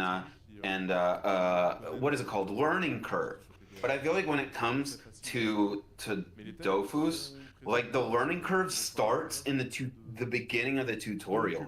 It's like, first of all, how do I move around? Oh, I have to click. But the map is so small. How do I keep moving? Oh, I have to click on the side of the map, and it takes me to the next map. Oh, well, how do I choose my starting position? Are the instructions clear? How do I use a spell on another target? I mean, from the very beginning, there's a learning curve. Like, you have to figure out how it works, and it's just confusing from the get-go. It's confusing. It's not. I still think the beginning of Dofus Touch is so boring. It's like the worst possible thing you could do to get somebody hooked into the game is bring them into this somber, depressed-looking snow environment with some boring-ass music. Nothing happens on the stupid island. Yeah. Like Dofus Touch should have opened with some sort of like action scene, Right. where you're like facing off. You get introduced to your adversary. Like he kind of kicks your butt, and now you need revenge or something. You need some sort of like tactical motivation to like keep playing the game. Or something like straight to the point. It's like, oh, I need to go kill this guy because he's the bad guy, right? He's the bad guy. You're the good guy. Let me go take him down, right? Touch doesn't have any of this. Like, there's no call to action. There's no point. There's no direction on it. Right. And I know they kind of retouched the game a few times. At the beginning of the game, they still don't get it right. But it's that little stuff that I keep talking about where it just kind of stacks up. You got to look past all this stuff. And people rather be like, I'd rather go play something else. For sure. Than to put in the work and to dig and to find the reason why they should keep playing Touch. If you do the main quests in Dofus, like it does take a long time, but there's like a main quest now. And if you go there and you finish everything it tells you to, it says on the bottom, it's like, wait for new content, the story will continue. And it's like, what? How long are we going to wait? And we might have to wait for another like 6 months to a year just for the main quest to update. And it's like, who's got time for that? And it's not, content isn't coming fast enough. I don't know if they need a bigger team or what, but it's like, you can't just leave people on that cliffhanger. Especially, it's like, if people are mainly focused on the main quest, it's like, what do I do now? Do I even care? Yeah, and that's the thing. That's the thing. Like this huge pacing. This game has a huge issue with pacing. As a player, you're constantly just hitting walls. Like if you're a new player between level 100 to 120, the only thing you should be worried about is having fun. that's the only thing the developers should be focusing on is how can we keep these players long enough because they're having fun to make them care to stick with this game. Absolutely. And I think this, and again, this is where like the bad design kind of comes into play, where like the only thing new people should be worried about is having a good time. That is all. They shouldn't be worried about upgrading their gear, making kamas, leveling up the profession. All that stuff should be taking a back seat. The main focus is this player having fun? Is the minute-to-minute gameplay fun and engaging? Because to be honest, most of it isn't. Farming professions is boring. Farming creatures because you need to drop 20 soft oak leaves, boring. It's a lot of boring in this game. Professions and Dofus suck. I hate that I feel like I'm actually at work because it's a player-driven economy. Things aren't priced by how rare they are. They're priced by how much work did you put in.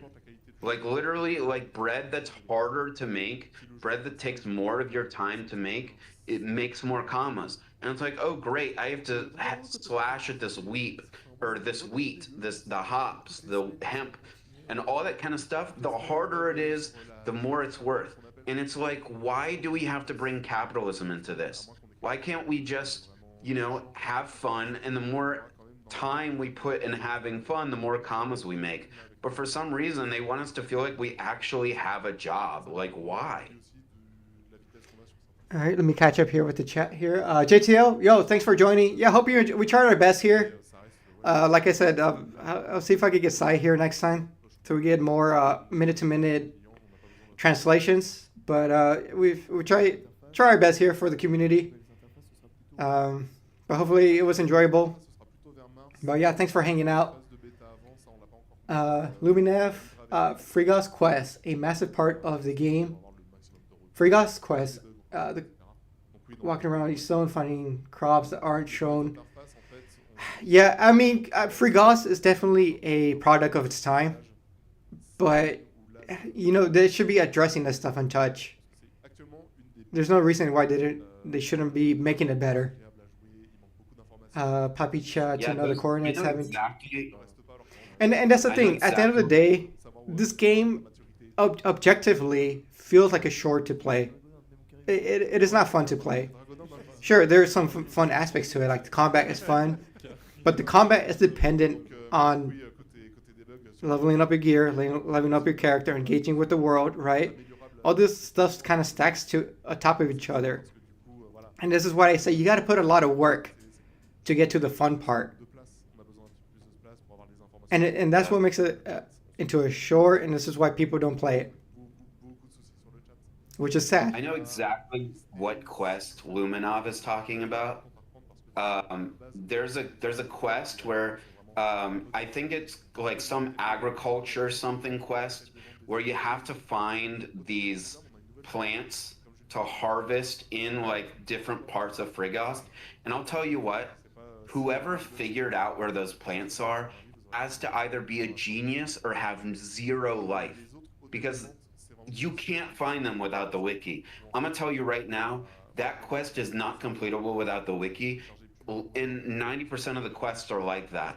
And it's like, who has time to figure this out? I mean, kudos to whoever did it, but like, holy crap, if it wasn't for them, this game would have fallen flat. Like, it required pioneers who would put insane amount of effort into finding how to do stuff and writing it down in the wiki, and it's just like, why does it require so much nonsense, so much it's frustrating.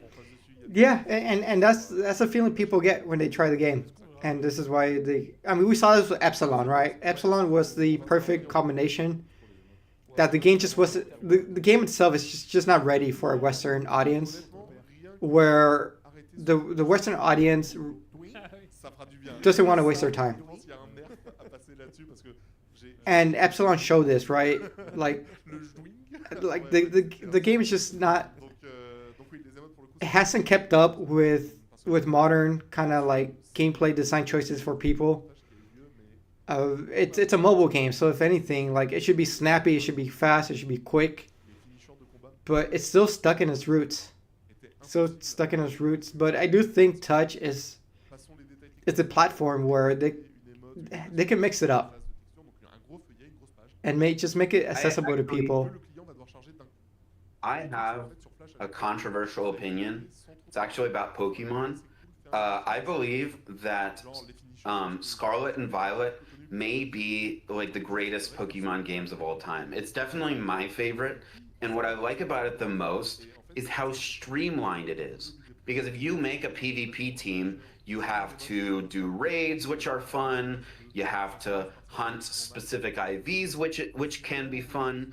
And what they really do in that game is they make content lean into other content.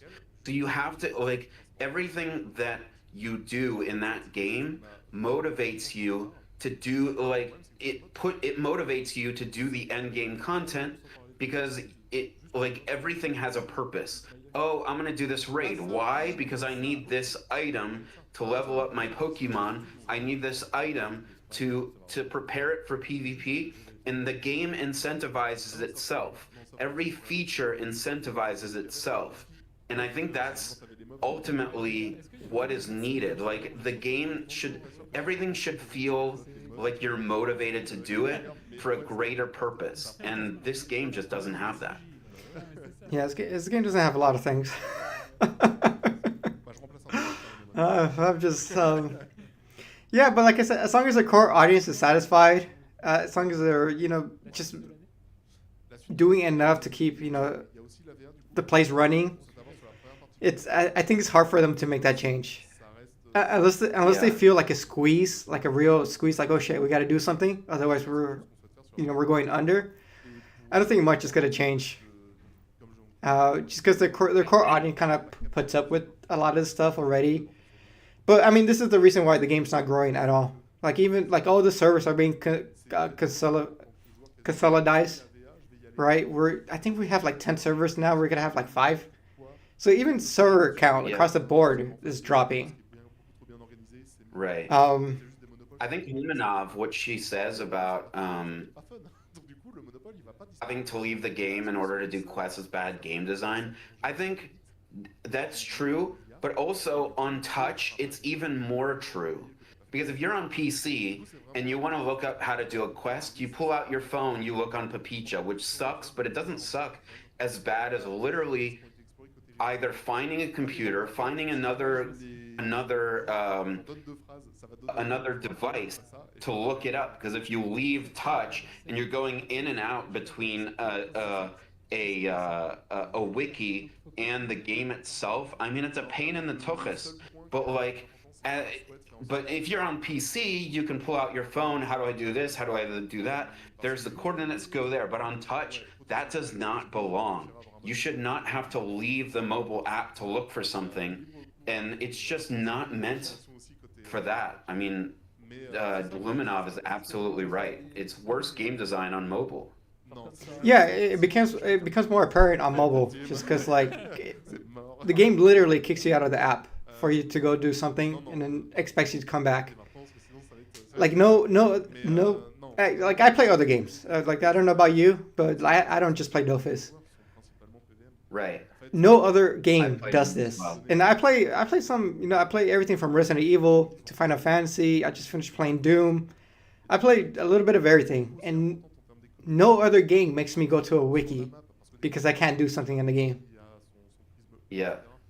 Like this is specifically an Ankama design issue. Right. Luminov. Luminov is talking about how Dofu's touch is similar to what I described about Pokemon, and I would say so. I would agree. There is a lot of streamlining kind of stuff, but it needs to be fun all the way. Like every part of it should feel like I am doing this for a purpose, And the thing with Pokemon and what they did is the raids are fun. Meeting up with people is fun. Teaming up with the people is fun. Even the shiny hunting requires a lot of stuff to do because it's like, oh well, Scarlet and Violet they increase the shiny rate so that means it's easier. But the reason it's easier is because in order to get the items you need to shiny hunt, you have to play all the other features of the game, and all the features of the game are fun to play. So I feel like the process needs to always be fun. I don't want to feel like I'm going to work when I'm playing a game. I mean, a lot of people when they do professions, they'll like watch YouTube while doing professions because it's so boring. No game should be intended to be boring and then reward you for doing the more boring tasks. That's horrible. Yeah, I mean, speaking of shiny hunting in Pokemon, it is on paper it is monotonous, right? Like you're just like spawn camping, but somehow Game Freak made it fun, right? I've seen people stream shiny hunting live streams and videos. People love it because it's fun, even though it sounds monotonous. There's like a fun element to it. And at the end of the day, like whatever they design, they have to keep in mind like, is this fun, right? Because a lot of it isn't. When you find a shiny in Pokemon, the dopamine is insane. You find one shiny, you're gonna want to find every shiny. Like, talk about getting hooked. It's amazing. And I mean, Touch has features that gets you hooked. Yeah, I mean, it's got but like it's got it's got the Arc Monsters, right? Which is kind of like a spoof on like collect them all type of thing. right.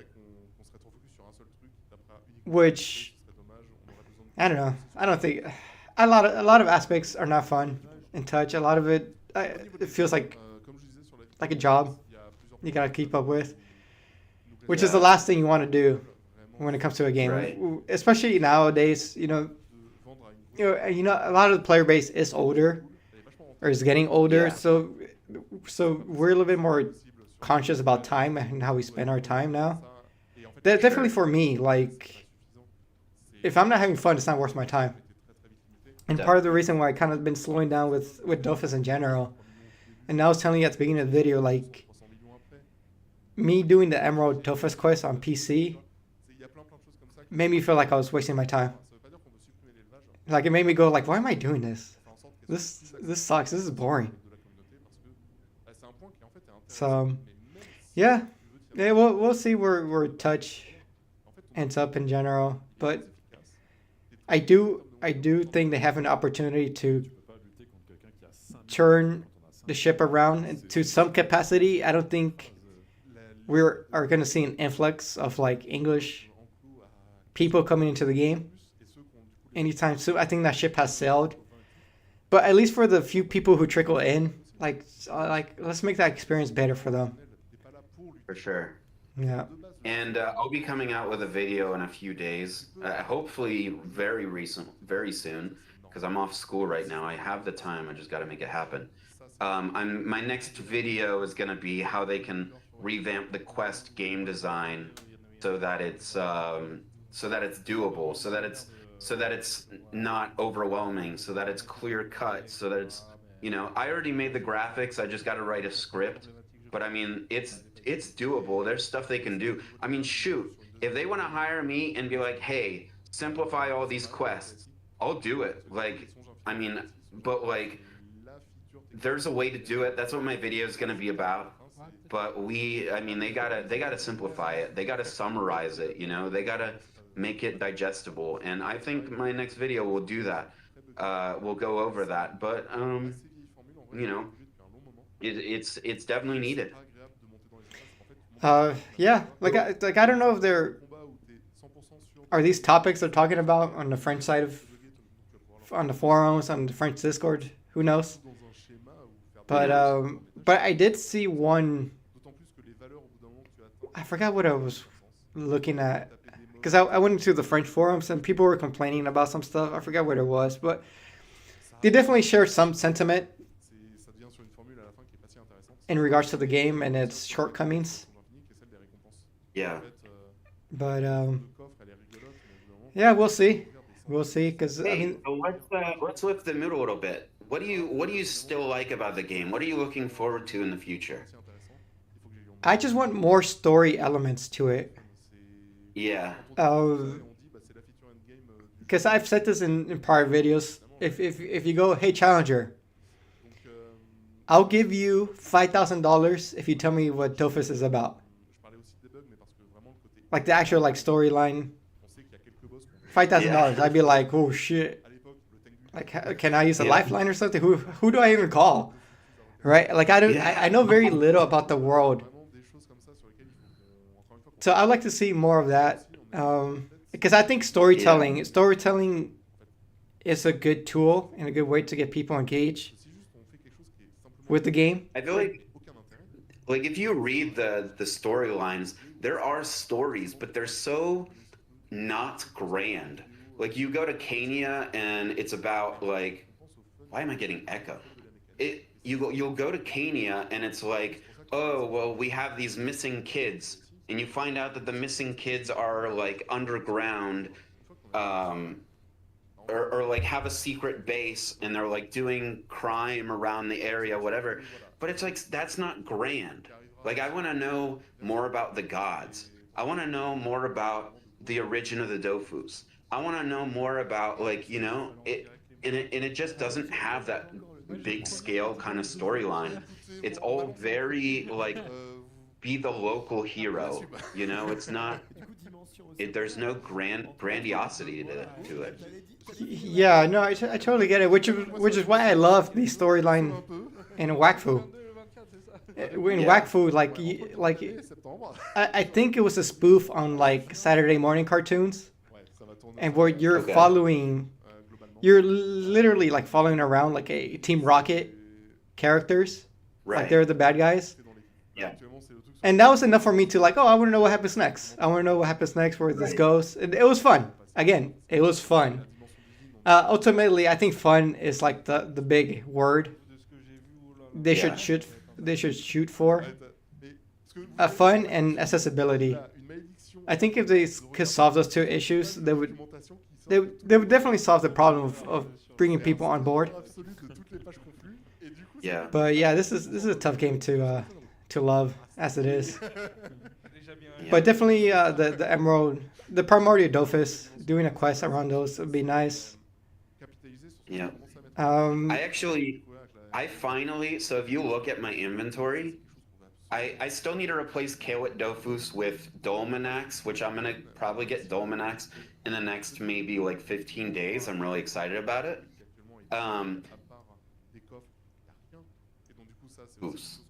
Sitting there. I have the range Dofus, I have Emerald Dofus, I have Crit Dofus, I have all, dude, it looks so sick. My inventory screen looks so sick with 6 Dofus sitting there. Dude, like the game is called Dofus. Like, make those like the center point of the actual game. Right. like is, am I crazy talking? Like, how is this not common sense? Yeah. Like, how are these not like these are literally like the Infinity Stones of Dofus. Yeah. They're cool little trinkets. People, personally, I like to collect them. I do. And that's incentive enough for me to like go out. But unfortunately, the way you get most of these is through a random drop, which again, boring, a boring way to get the Dofus. And I don't know if they're just oblivious to this archaic design, or they just don't want to do anything about it, or they're just fine with it. I don't know. We got brownies in here. I haven't seen brownies in a long time. How you been, buddy? Dude, I know he was playing PC. I haven't seen him forever. See, they even made brownies quit. Like, how can you do that? How can you do that to him? Brownies, he was a hardcore dude, man. Brownies could solo F3 dungeons, dude. This guy was nuts. Dude, actually, it's a crazy story. So Brownies and I, like, he carried me through like 3 F3 dungeons, full achievements, dude. Duo and full achievements. And then guess what happened? We had the rollback. I lost all my F3 achievements. That is literally the worst thing you can lose from a rollback, besides the Dofus you get from Crocobulia. Besides that was the worst thing you could lose. Brownies was soloing F3 dungeons. This is the guy. the main character over here. I was playing the new server. Yeah, so what you been up to, Brownies? You still playing Touch? Are you playing on Epsilon? Because I know Brownies, he moved to PC, and I think he got like a he got to endgame pretty quick over there. Yeah. Yeah, he has like over 10,000 achievement points on PC. But yeah, I mean, at the end of the day, the player base is not growing, so which is not it's not a good sign. Yeah, Brownies is on Unity again. But the Yeah, new server I kind of remember- died, and trying the new ones on Unity. All right. Yeah, Epsilon. Yeah, I remember he was. Yeah, 20,000 achievements on PC is what he's got. Yeah, he was one of the big names in Grandapan, and I do remember him coming back to the new servers, like because what happened was when they announced that there were going to be new servers, they opened a Discord of just like the best players from Grandapan so that they could make a guild when it first started, and they made a manifesto where they're like, we're doing these. Everyone is getting assigned professions. We're getting everything done. We're going to be level 200 in a few weeks. We're going to, they planned it out. Brownies was one of the masterminds of that, if I remember correctly. So, like, they were really, like, the new servers, like, blew everyone away. We never expected it.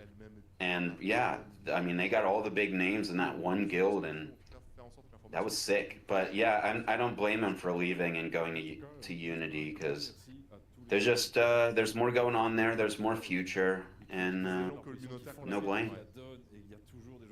Yeah, what happened to Epsilon was so sad.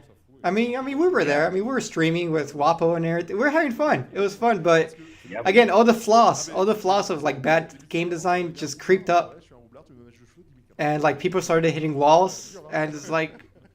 The game became boring because you can't do anything more. Yeah. But man, Epsilon could have been so great. But yeah, Epsilon could have been like the Return of the Jedi arc. Right. But it My died. rule on Epsilon, I actually, you know how like you can nuzlocke in a Pokemon game? I did kind of like a nuzlocke on for people who don't know, a nuzlocke is like you set restrictions on yourself. Like if you have a Pokemon faint, then you can't use it anymore. So there's nuzlocks where you set rules for yourself to keep it more complicated. And what I did on Epsilon is I leveled with quests and achievements only. No XP groups, no farming this and that too much. I was doing only achievements and only quests. And it honestly kept the game pretty fun. There was an achievement I was pushing for because I wanted a title called Stopgap. And the story behind that was I did tons of quests. And a lot of them were daily repeatable ones that if you did them like 10 times, then you got like a special achievement that like I knew nobody had. And so I was like farming my hunter because there was an achievement where you had to turn in Drago turkey meat. And I was trying to get it, and I was pushing so hard. And then I reached a block, because apparently, in order to get the achievement I wanted, you needed the Terra Cognita quest finished. And that is when you need like 12 people to show up. The infamous quest, with the tiles. I'm like, why did I spend like 2 months, 3 months on these quests, only to be blocked at the quest that I'll never finish? It was so irritating. I had like my own thing going on, and it was such a mess. Brownies, those first weeks of the server were they were some of the best time I had with Dofus Touch. Me and Sarah got probably 8 to 9 profession shields. I can't say Epsilon could have had any long time life when it was about rushing it for an event and returning back to endgame stuff. But the thing is like, yeah, there's a select few of people who like go hardcore into it, such as Brownies, which some people love doing that. But most people were playing it casually, and it's just like it's just, especially when you play the game casually, you just hit walls constantly because you're not being hardcore about it, right? Yeah. Which I think was like the nail in the coffin. Where I talked to Risen about this, where Dofus in general has this big issue where it doesn't bring in new players, it brings in returning players. And what those returning players have different is they've aged, right? They look at time differently, they got different responsibilities. I know for me, I don't play Dofus like I used to back when I was 20, where I have all day, after college, I play Dofus till midnight. Now I just play like 1 or 2 hours here and there, right? So when you're playing the game that way and you're not making any progress with the little time you have, you just quit. You just give up on the game. Which is something Ankama has had trouble appealing to. Like these aging players were like, they just want to have fun. That's it. They just want to have fun. That's it. They don't want to grind. I didn't want to commit freaking days doing this one thing. Just want to have fun. And I think Epsilon became it shone a light at that. Where like you need 40 soft oak leaves, and it's like, wait, do I need to do soft oak dungeon like 40 times? Like what the heck, right? It walled people. Luminov is 100% right when they say rushing it for event and returning back to endgame stuff. So because the thing was, once you reached level 200 and you got like a decent set for that level, it's like, why am I grinding on this server when I can go back to the old server where I'm further and grind further into the end game? And it's like, once you're pretty much caught up to the end, once you're at the end game for the new servers, it's like, why am I playing here? And then you go back to the old servers and you're like, why am I even here either? And then that's why so many people quit. Once you hit the end, Yeah. That's why I had that idea that they have to capitalize on how beautiful the new game is, starting over, and I have a whole video on that. I'm not going to rant about that, but that the nostalgia is like all that's left, in my opinion. We got Beneath the Mask. The quest in the Colossal area is the worst so far. Tiles when you play solo. Yeah, those tiles. Not brownies. Well, people will stay. I think when they do the server merge, it will become more. Yeah, it will definitely become more active. But that's not because of the English community. That's because of the other communities. They're just somewhere. They're much more engaged in the game. Like they're way bigger. But overall, the general activity on the servers, yeah, it's gonna go up. But it's not because like the English community is growing or we're getting more English people. I would say the most heartbreaking thing I experienced was before they did the survey where they wanted to ask what servers were supposed to merge. They were considering merging Epsilon with Grandapan and Dodge. Like, are you kidding me? Like, that just told me that they are being very pessimistic about the game. The fact that they would destroy their new servers says, hey, this was a failed project. We don't expect to find new players anymore. And it's like on life support. It seems like all these updates are just, let's keep returning players and until the game dies. I don't know. Because merging Epsilon with old servers is like, hey, we just spent thousands and thousands and thousands of dollars on this project and we're gonna scrap it, and that's disheartening. Yeah, no, the whole thing with Epsilon was disheartening. It's just it showed that there's really the game has no appeal to English community, to the English player base, and the people who it does appeal to, there's not enough to sustain a server, because even if you put all the English players into one server, which was pretty much what Epsilon was, it's not enough to keep the game in a healthy place where the numbers they set up make sense, right? Because even farming 40 soft oak leaves, people had so much trouble doing that. There just wasn't enough activity to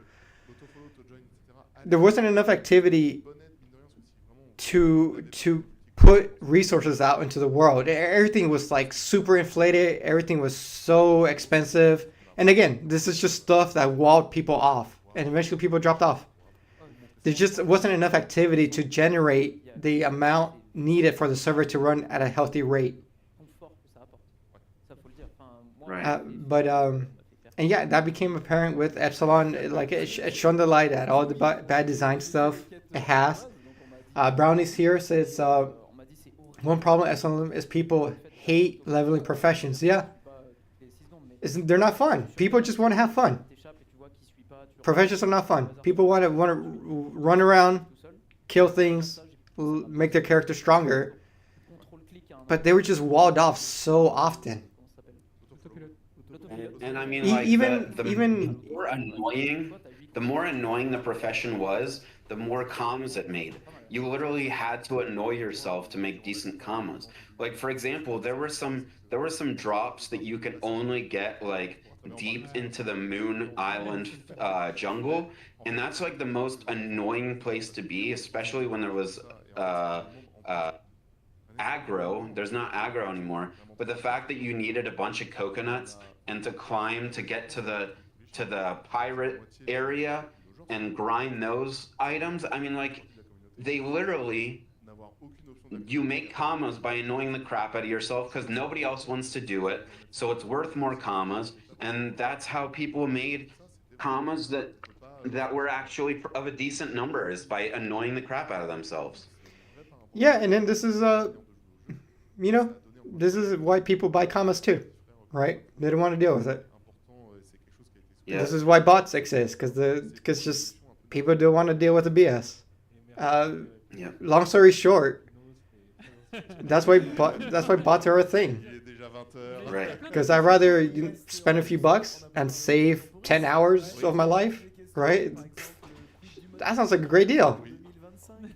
Buy some commas and then just move along, right? It's like I don't blame the people who buy commas. I blame the game. The game drives people to buy commas, and that's why we have bots, and that's why again, like I said, it's got a ton of issues. Not brownies. Like, it's been 8 months, and I think I'm still the only wand. Oh no way, really? Wand and hammer crafter. Yeah, those professions. I don't know why they make them so hard. Because you would think the idea is like, oh, you could make your own stuff, but you outpace your profession level by like 100x. That's kind of why I did the quest and achievement Nuzlocke for the new server, is because I wanted my level and my equipment to be in sync with what I was doing. So my professions, when I was leveling my professions, I was fighting stuff that was around my level. When I was doing quests, I was using equipment that was around my level, and it kept the quest challenging. I feel like it's almost like, even if they slowed down leveling by making sure that what you were doing was relevant to the profession that you have, or, they just have to make everything incentivize each other. Because when you're over leveled and you have to fight tofus to grind your hunter, like, that is the most annoying thing you can do. I don't want to have to do that. Yeah, I don't think this should slow down leveling. If anything, I think this should speed up leveling. I think the goal should be getting people to level 200. That should be the means to the end. I think the game overall should be snappy, should be quick, should be fast, and that comes down to everything. Everything. If you look at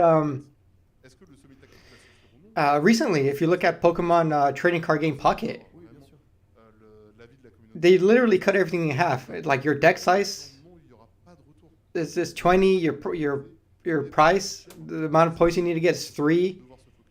The amount of Pokemon you have on the field. They literally cut everything in half in an effort to make it more snappier, and it worked. But I do think that, the goal should get people to level 200 as fast as possible.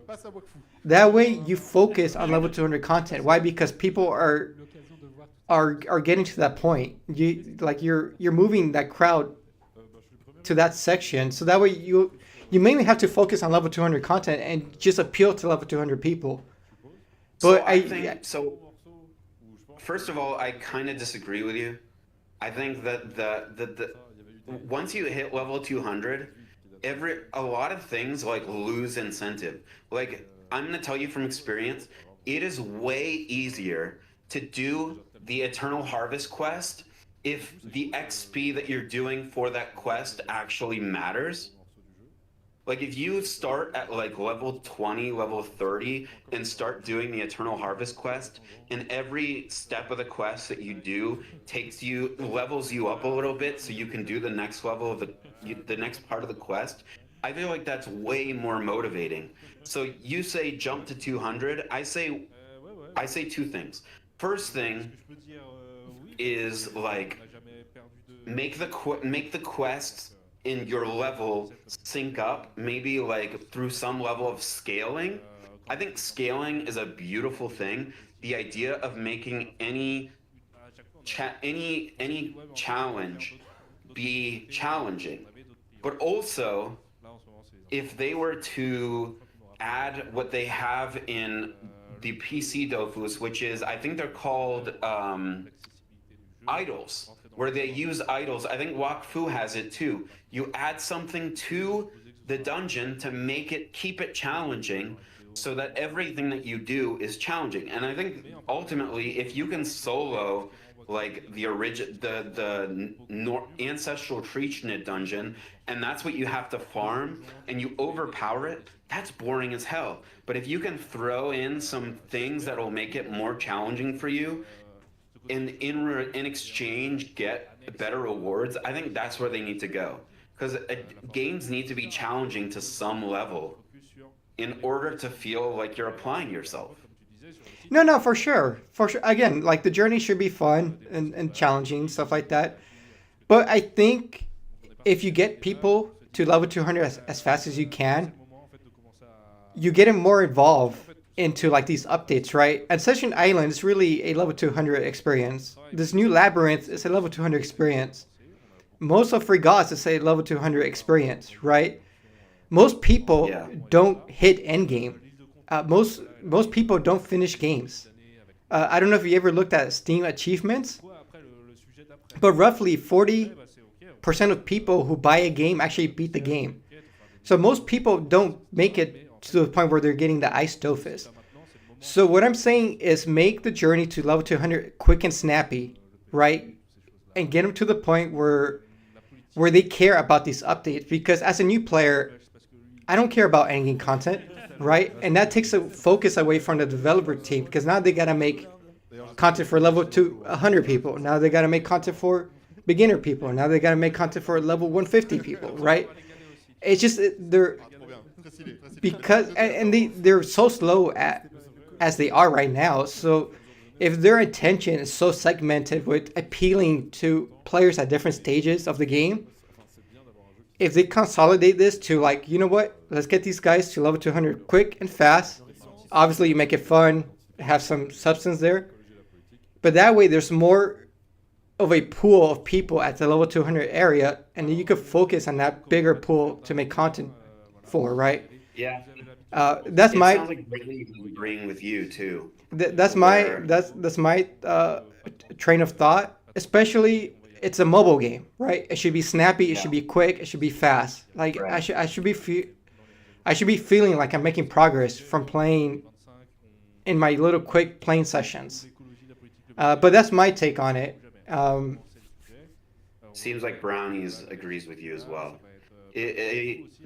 I mean, and then again, we talked about PvP. Guess what? PvP is really a level 200 activity, right? Where your character is at its peak, level 200. Yeah. Let's see. Luminov. My reason for leaving Epsilon was due to farming gear. Level 120 intel gear needed 100 of 5% drop, started grinding drops at level 100 and gave up grinding at 140 because I was outside the level range. Yeah, same reason here. The reason I left Epsilon was because I couldn't upgrade my gear anymore without putting in significant resources. I recorded, I live streamed everything. Like, I think I was trying to upgrade I was using the stupid layer gear, which I quickly out-leveled, and which I just couldn't progress anymore. It just wasn't doing enough damage, and I didn't have the resources to upgrade my gear. You'll never guess what set I still wear to this day. I am level, like, I think 125. I'm still wearing a Mush set. Which I crafted myself, by the way. I crafted that myself, and because that's all I could do. I had to craft myself a Mush set. To this day, that's what I use. Let's see, now brownies, 2 reasons. I feel like they have already slowed down leveling a lot from 8 to 4. Mob already cut the XP in half. Removing bonus with XP cut down XP. The thing I hate about Touch is the lack of endgame content that just slows people down to keep them playing. 100%, Brownie. I think it was a good call to make the group size shrink, but I don't agree with the fact that they cut down the XP. Like I just said it, I think XP should be quick, easy, fast. Get those people to level 200 as fast as possible.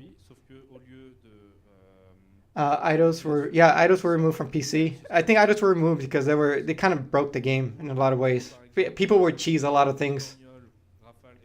Yeah. Luminov, yeah, they were too OP. Stacking them could level up 1 to 200 in a few fights. Devlog just posted. All right, awesome. Thank you, Dave. Yeah. Go ahead and take a look at that. You gotta hop over me. News devlog. Labyrinth. All right, I'll go ahead and just go read this, go through it. If you missed the recent Ankama Showtime, it's time for you to learn. Here, let me zoom in here for you guys. It's time for you to learn more about the Labyrinth, a new PVM mode currently being developed. It's no less than the biggest ever created for Dofus Touch. Here's a little brick, little cube thing. Communication choice. We don't use... Here, let me mute this. Background noise over here. We don't usually like to discuss projects we are working on too early in their development. All right, this is really too... They've been talking about this since the beginning of this year. Or what we do. We are sparing with the information we provide. We are sparing. This time, we are doing the opposite because we will be discussing at length a game mode that will arrive at the end of 2025 at best. Yeah, so technically it got pushed back 2 years. I don't know what the heck is going on over there because this doesn't seem like it would take a long time to develop. They were saying that part of your screen was cut, that they couldn't see the. Oh, okay. Let's see. All right, we good now. We good. Okay, as briefly mentioned above, the Labyrinth will be the biggest project ever created for the game.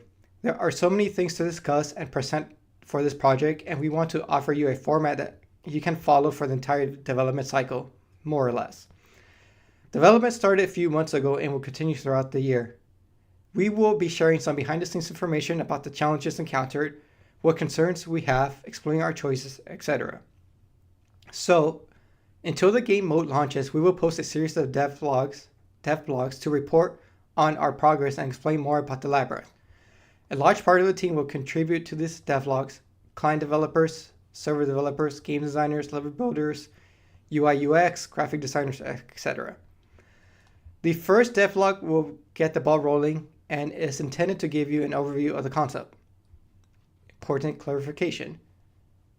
The various features talked about in these devlogs may change over the months if we see a need, and some of them could change based on your feedback. We're counting on you. Okay, the Labyrinth, what is it? The Labyrinth will be a new area located within Mount Nesselite. Yes, it's the famous commotion in the mountains of Kenya mentioned in Missive 17. and 18, which I covered in my video. Yep, very well, you did. For this content, you will be invited by Kellerog to explore the depths of the Undersmithy. So Kellerog, he's this big brooding NPC in front of the new building they put out, the Hunter Guild. So that's that guy. To explore the depths of the Undersmithy. You may have already met this character during the event. Yeah, he was in there too. So that was a little Easter egg they put because I didn't know who he was. More specifically, it will be an enormous and very high-level dungeon that will be partially procedurally generated to bring to life a completely self-contained roguelike game mode with endless replay value. And again, this is why I say, look how much time and effort they're spending on this content just for a few people. So if you get more people to level 200, the more people you appeal to when you're making this, you're expending your resources a little bit more efficiently, because most people are not level 200. In other words, the configuration of the labyrinths will never be the same from one player or run to the next. It would also have great replay value because of the range of other mechanics, which we will present in the coming months. Players will need to explore different rooms and fight new monsters, mini guardians, and guardians to earn as many rewards as possible. These rewards can be used to optimize characters in new ways for the current run. If the player leaves the labyrinth unscathed, they will earn new rewards that can be used outside the dungeon. Be careful. Even a single defeat will end the run, and all the rewards gained will be lost. Therefore, it is up to the players to gauge their chances of survival to leave with as much loot as possible. Yeah, have you guys played roguelites before? Other roguelites? They were big with like indie games. I know like Binding of Isaac kind of made it popular. Is a roguelite similar to like Diablo? Diablo has roguelike elements, but the term roguelite became mainstay with like Binding of Isaac, where you go room to room, and every time you beat a room, you get to upgrade your gear a little bit. And you upgrade gear, and then you pretty much go as far as you can with the upgraded gear. It's very RNG. The big appeal of it is because it's RNG. You never know what you're gonna fight, so you never know. Right. It's like, oh, should I get more HP? Should I get more armor? Should I get more firepower? Should I get this weapon? Right. So the RNG is a big appeal of it, and why people replay it. The labyrinth will be permanently available, and players can try their luck as many times as they want, probably in exchange for the equivalent of a key. The dungeon will be divided into a number of floors called depths, and each one will have a unique atmosphere, a wide range of rooms, and its own powerful guardian. After defeating the guardian of each depth, players can choose to leave with their rewards or continue their run, bearing in mind that the difficulty constantly increases. But so does the amount of loot. Wow, in each of the depths, it's got an endless skill ceiling. You literally, I mean, that incentivizes like maximizing your gear so much. Just because it keeps getting harder, like nonstop. I mean, that is motivating for real. Yeah, which is like the big element. What makes a road like a roguelike, right? That's where that term comes from. In each of the depths, multiple room types will be available. So there are sure to be plenty of surprises in store, and we will talk about those in the future devlog. In the meantime, here's a little visual spoiler to make things a little clearer. This is exactly what I had in mind. And I told you, too, they were going to make a roguelike dungeon crawler. And I'll see if I can put up that message. But yeah, it looks like it reminds me of a Zelda dungeon map. Right? Right. Where like you can make a choice to go in here. It's for the loot. Obviously, this room's going to be a little harder. But you can go here for the smaller loot and continue on this way. So yeah, I think it's cool. Very similar to Ascension Island. The Labyrinth offers content for 1 or 2 players maximum, and only for very high level characters. So this is like if you thought the raid was hard, this is probably up in terms of difficulty, up there. You can use the in-game group search feature to this group. They gotta do something about this too. Feature to find a teammate if needed. We think this format is optimal to avoid spending several hours per death and to complement the format of other PvM content available in the game. A maximum of 6 players for raids, 4 for dungeons, 3 for Ascension Island, and 2 for the Labyrinth. There's something for everyone and all abilities. I do like that. I do like that too. Yeah. How did this idea come about? Every year, we get the whole team together to come up with ideas for the year ahead. We consider our resources, what you want, what we want, and what the project needs for its long-term appeal. And so, in September 2023, our team of server developers proposed the following, among others, word for word.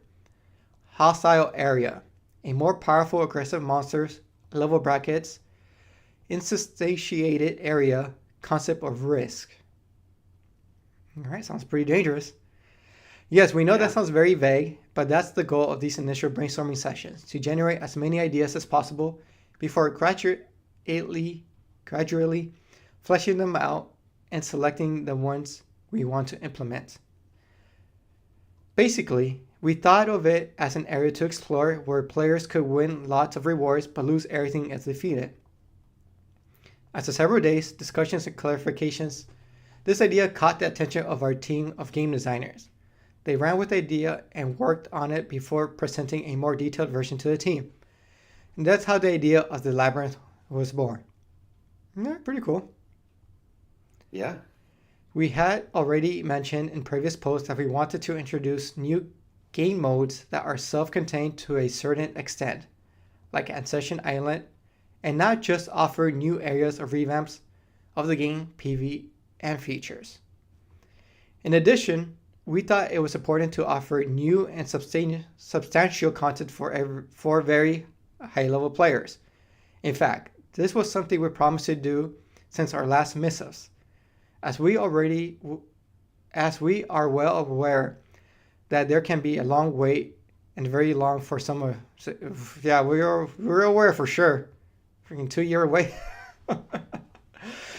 A nice little bonus is that the roguelike concept is something that various team members are very passionate about.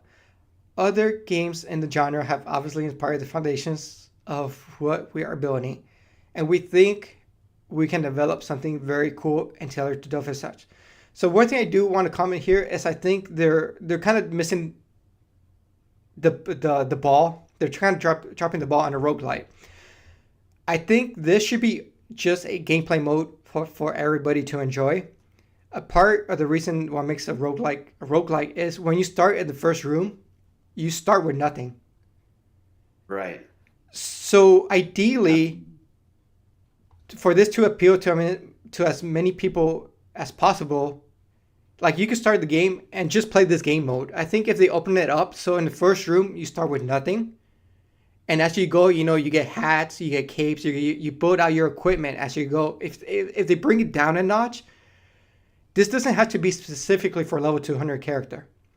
Completely agree.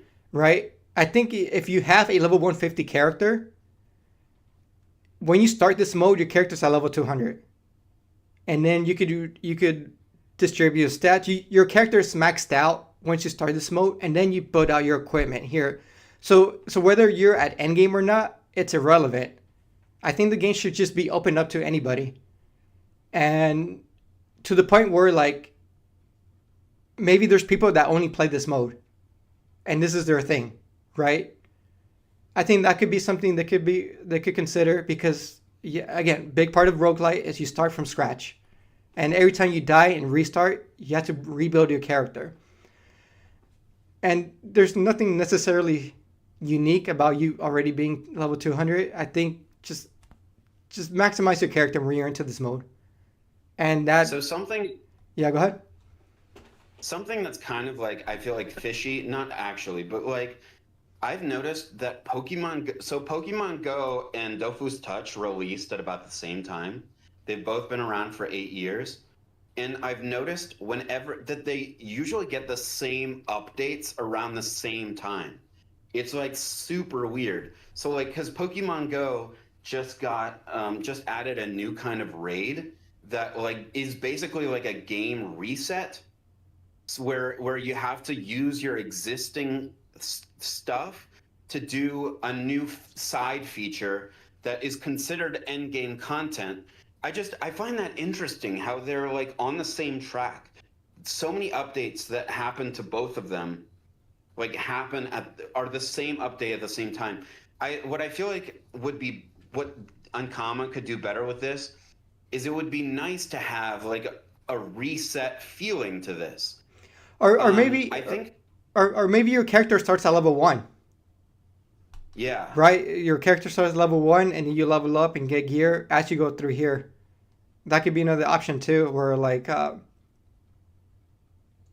where you're getting that feeling of starting from scratch. Yeah, but I feel like there should be like at least a version of this as you grow in the game. Because the problem with making the end game content so similar to being the main content is you devalue everything that comes before it. So if the main content is what happens at level 200, then all of a sudden everything before level 200 feels like a drag. You know what I mean? It's like I'm just trying to, because like I was doing that Nuzlocke with quests. I'm only leveling with quests and achievements. Why would I do that now as a new player when all of the best content is at level 200? Now I have to rush the entire process. It devalues the excitement. Yep. I'm gonna go to the chat over here. Luminov sounds like Osamoto Surround is the best place. Osamoto's heals, revival surround for the controlling monsters. Nobody would like to die there. Now Brownies, wait, it's just yeah, I'm not too familiar with Infinite Dreams. I know Infinite Dreams is kind of like I guess it is kind of similar to this. But Infinite Dreams, yeah, I'm not familiar enough to comment on it. But it does look very familiar. I do think if you build your character out from level 0 or from scratch from the beginning, I think that would make it a little bit different than Infinite Dreams. And yeah, because Infinite Dreams is very similar to this, where you're fighting like just like a mishmash of like monsters, and then yeah, you make a good point, Brownies. It sounds like Wakfu Rifts, the only place farm for levels. Wakfu Rifts, I'm not familiar with it at all. Ooh, nerve forcing content. I think if they make it more, if they lean more into the roguelike thing, I think that would be enough to separate it from Infinite Dreams. Because I know Infinite Dreams, I've seen Slex stream it. I know he goes with his team, and he has like a Infinite Dreams specific build for when he does that game mode. But I think here, if you start from 0 and just kind of build your character like a roguelike, right? I think that should be fun and enough to make it unique. But let's go ahead and finish this off here. So that's it. For our very first glimpse at the labyrinth, please note that it is deliberately mysterious to allow for more detailed future devlogs that deal with different aspects of the game mode, interfaces, rewards, monsters, and other surprises. We can't wait to tell you more.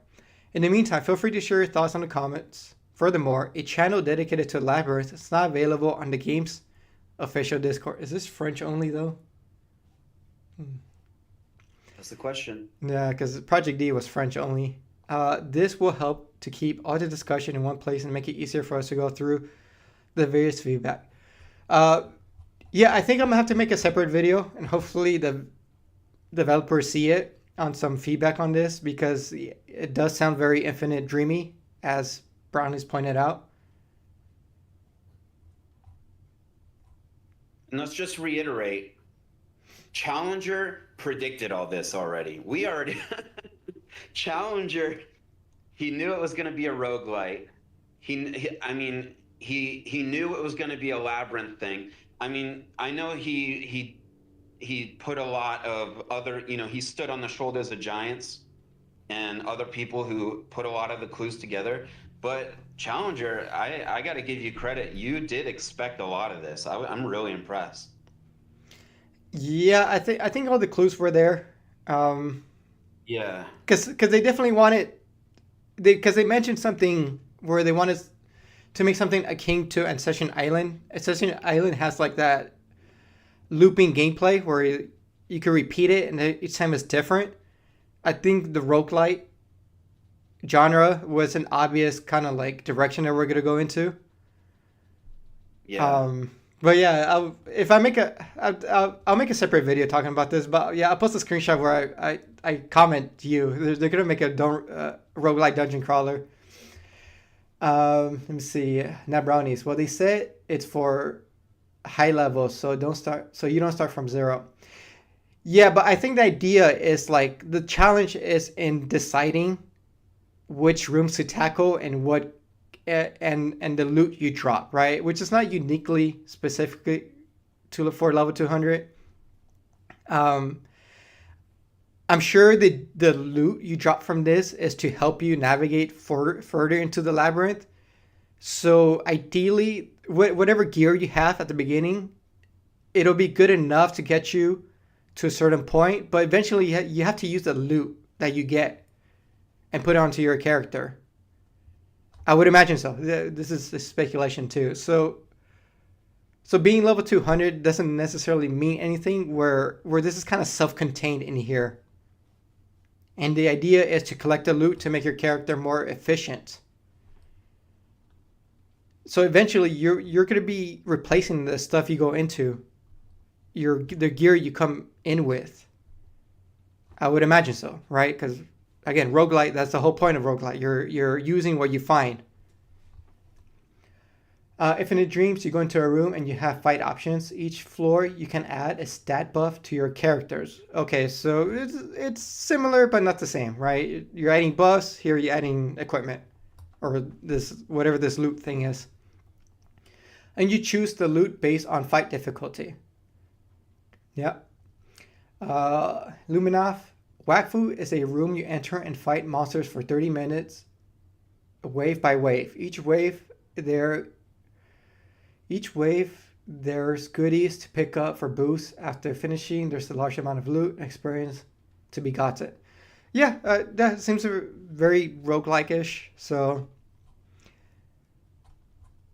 it is a year out, so hopefully they polish this up and just make it the best it can be. But I think they're still going at it here. I wonder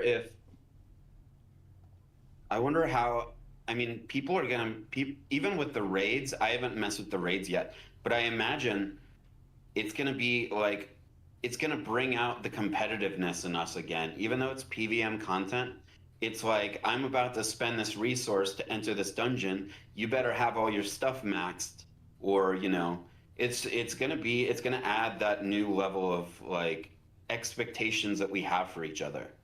Yeah, I'm sure there's going to be a ranking system with a leaderboard and see who got the farthest into the dungeon or into the labyrinth. Yeah, I mean it's competitive PVM content, so there's that. But are you excited for it, Risen? This sounds cool? Was the hype worth the wait? This sounds really cool. I love that they're adding end game content. I love that the end game content is PVM. I think that focusing on PVM end game content is a lot better for, especially having it be only 2 players means that you'd be able to like spam it in a way. Because since they're adding it to the group system, like I know you don't PvP a lot, but if you're looking for a 1v1, even on a dead server, you'll eventually get one within like 2, 3, 5 minutes. But like, as far as, the fact that this endgame content is only 2 people, I mean, it's going to be easy to find a group, and I feel like you'll always have like something to do. It'll definitely keep you busy because you'll find a group so easily.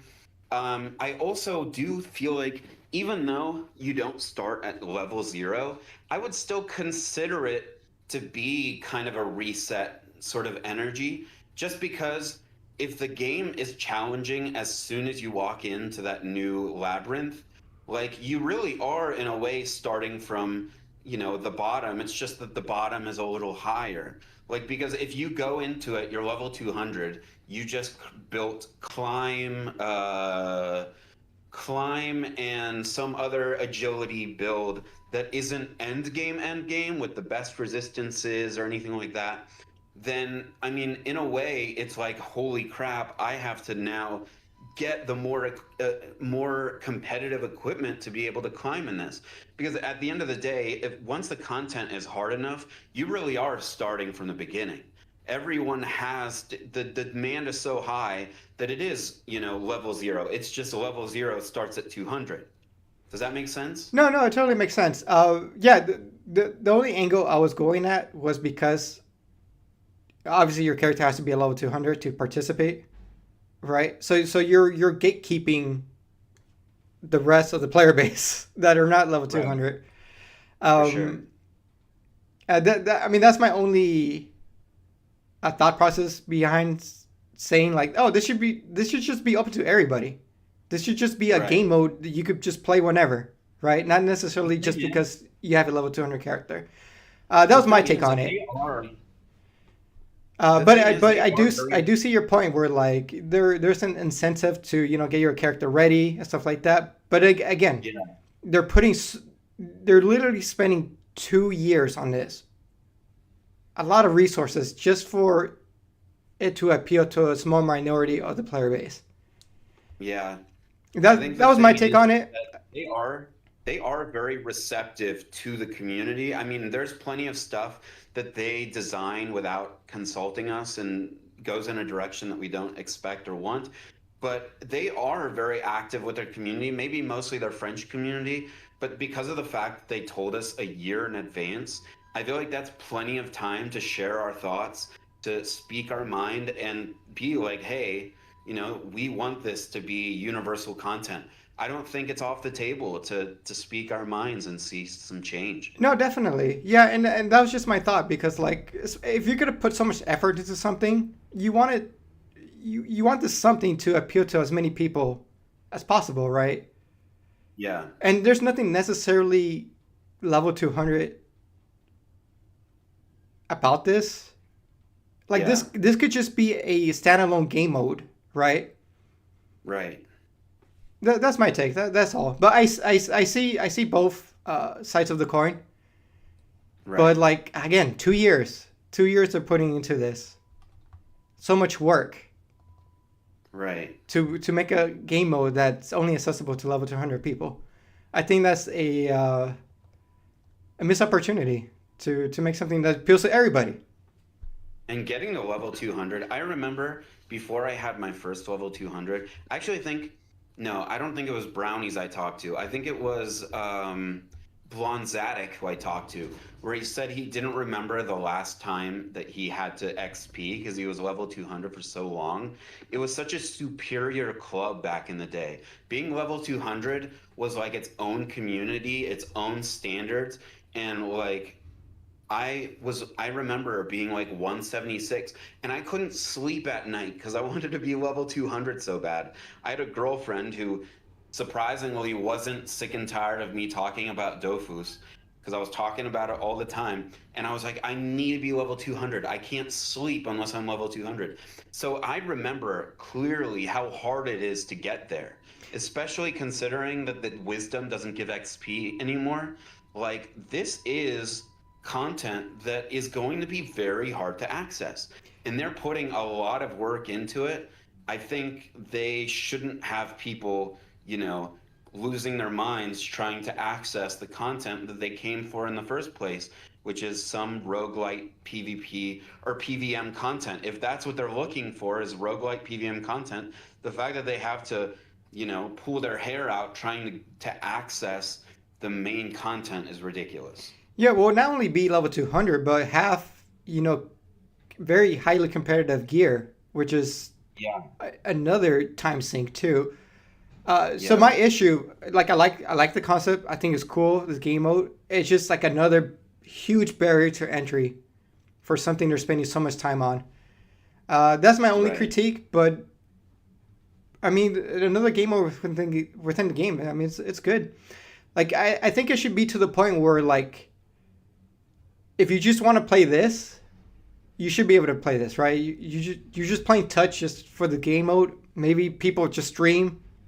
Right, if the game was popular enough, it would be to the point where people just stream Labyrinth mode, and that's their thing, right?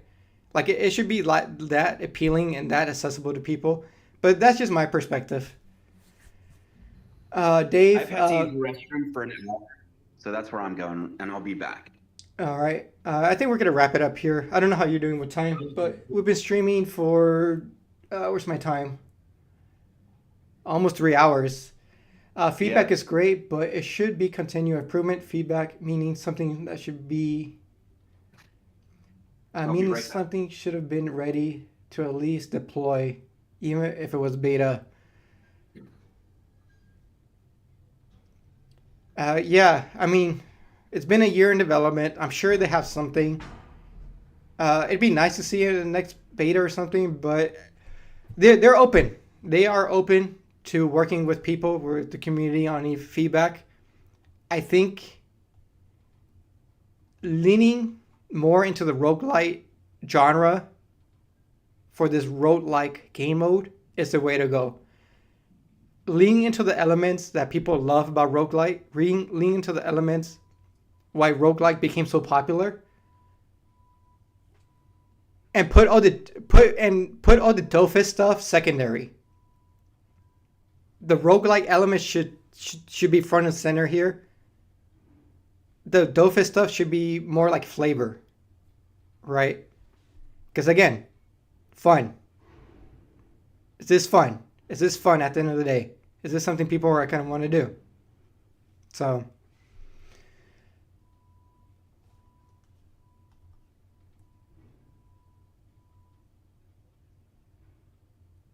there's really no reason to XP once reaching level 200. Been a year since I got all characters to level 200 and only fight monsters when trying to drop legendary. Yeah, there's definitely, you hit a cap, right? You hit a ceiling once you're level 200 where you're not really, the gameplay loop of leveling up just completely goes away. Which is something might introduce. Which is why I say, what if you bring your character to level 1 and you're leveling up within here? And it still has like all the roguelike stuff, you're collecting gear, right? Maybe it's an option. Maybe there's two options. Maybe option, you start from level 0 and you start with peewees and you build yourself up. Or you start with your level 200 character.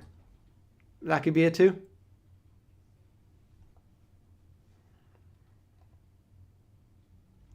Where maybe if you start at level 0 or level 1, you do have a little bit more of an advantage because you're starting from so down below. I don't know. I'm just spitballing here. Luminov, there's really no reason. Okay. You're back, Risen? I'm back. Yep, I'm here. Okay, so I think I'm gonna cut this. I think we'll run another 15 minutes. I think we're about to hit the 3-hour mark. All right. And then I got some stuff I got to do, but it seems I don't think there's any more news coming out of Touch here. I haven't seen Weiss talk. I know these guys are PC streamers, so they're gonna talk about PC Dofus. Right.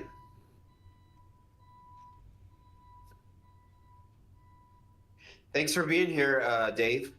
Yeah, shout out to Dave. Yeah, thank you for coming, guys. Like I said, we we tried our best here to cover the news here as best we can. Obviously, we got to deal with these terrible French translation, but I think this was a good stream. I think a lot of people get a lot of hopefully they got something out of it. But yeah, this was fun. Yeah, thank you for joining, Risen. This was a pleasure. Yeah, of course. I'm so happy to be here. Yeah, We had a good 2025. time. You know, let's try to engage the community a little bit more. The Yeah. community that's there already, the small community. But Good to see you, Brownies. Thank you for being yeah, here, Brownies, man. You're thank you. like- Yeah, I think we're gonna wrap it up here. I think this is on the news we're getting. So Yeah. they talked about some pet things. They talked about the labyrinth. They showed the UI, right? The new UI. I have to go they did back. show the UI. Yeah, I'll have to go back. I'll probably get some videos. This week's gonna be pretty busy. Or It's maybe Chris- it was walkthrough. They showed the UI. Maybe it was I walkthrough. can't, yeah, I can't remember if they showed the UI for touch. Actually, can I? Let me But, see if I could. Yeah, I seriously doubt they have even a plan for a UI right now. I mean, we're waiting a year, so. Actually, you know what? Speaking of UI, no, it's kind of the same here. This Luminov, picture. about pets, they were talking about mixing kind of like an OSA kind of feel to like all the classes. One thing we were speculating was that your pet and your character would be separate at a certain part of the fight or something like that. That was something I was just speculating. Besides that, I mean, they talked about updates to pets, possibly having an extra player to control. Not necessarily a hero system. They didn't talk about hero system at all. But they were talking about controlling an extra character, which might be perhaps a pet's mount or something like that. Yeah, and so Luminov is talking about how the new UI was for the shop, if you remember that. I'm trying to see their Twitter if they posted anything about it. Yeah, they were talking about the shop that they were revamping, which actually does look really nice. And they'll probably give us like a daily thing on the bottom of the shop so we open it every day. I wouldn't be surprised.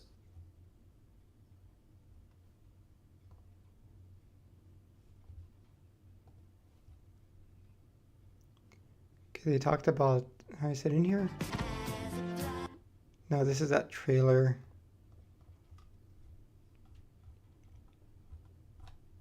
Are you looking for the touch UI? I'm looking for the little snippet of touch they showed. Yeah. That might take a while to find. It's a 3-hour stream. Oh, wait. 2.5. We got something maybe? Oh, they talked about the monster finder. Oh. How you could target a specific monster to find. Right. Yeah. That was interesting. I mean, okay, so they have been updating. Okay, so they talked about this. I guess just to put a nice bow here on the stream. So they talked about how you could target a specific monster, and on the map it will only show mobs that contain that monster. I don't know who was asking for this. I don't know if this was a thing the game was missing, but I guess it's neat. It's neat. Yeah, I mean, it's already like you know where the monsters are. You go to the beastie area, you go to that area, and the monsters reset on their own now. So that was part of the update when they were making maps always have one monster on there that's by itself. Part of that update, or maybe a subsequent update, was where they included the maps automatically refreshing, as well as providing a better variety of monsters. So I'm not sure exactly what the point of a monster tracker is. Yeah, I'm not too sure about it, but okay, I guess. Okay. Yeah. They also got this here. As the year progresses, Bestial, our favorite highlight of the year, will take the spotlight.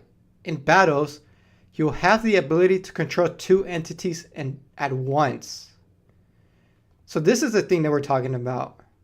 Yeah, where it might be like some kind of pet or something. So it might be this thing here.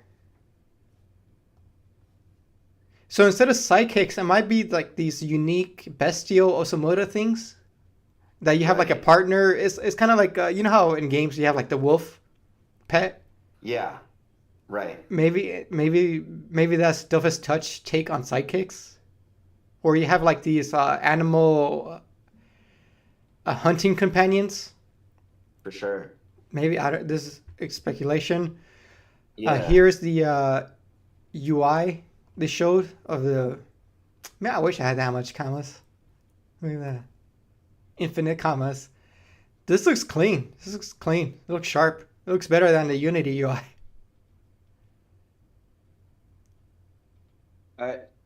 I'm not sure what you're talking about shows. What I'm looking at the at what you have on your screen there. Yeah. In the second half of the year, we'll be improving the in-game storytelling while refreshing the shop with exciting redesign. Are you not seeing this? Yeah. Yeah, now I see it. Now I see it. Yeah, the shop's looking pretty good, but Luminoff, yeah, they did mention this in Mrs. 17. They said they were going to implement it once it was like fully done, but it looks like they are going to introduce it with like the shop UI. But it looks cool. Yeah. And obviously, UI. The UI looks nice. UI remake would be nice. I think another thing that would be nice is crafting straight from the bank would be amazing. I know that's a whole nother topic that we didn't even touch today, but I'm hoping that whatever the UI comes with is going to include quality of life features as well. That would be amazing. And then we got as well as there's a lot of stuff like the bank. Like I would like to be able to transfer all of a specific kind of resource to my inventory, or like find a way to sell things off faster, just because that's all a pain in the tuchus. Besides that, if the UI is going to look similar to the shop, then I'm kind of excited about it.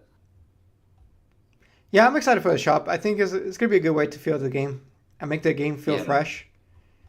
Right. And then he's here. Let me here. I'm gonna stop the recording because I am recording the stream. I'm just I could go back to that snippet where Weiss is talking about the update.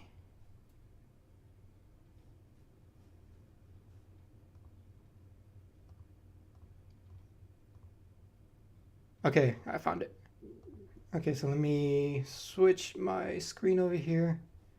Give me 1 second, folks.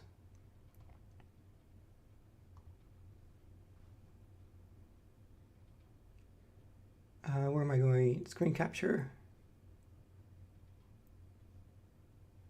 I made a video a while back which talks about like simplifying the UI in battles,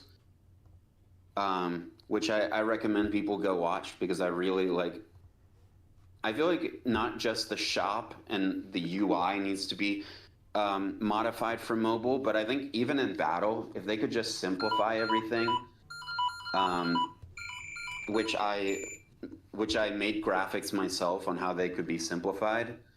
Like it's just got to be better for mobile. It's just not ideal for mobile. Oh yeah, dude. Especially when I'm reading those stupid quest texts, it's little tiny text. It's like 3-point font.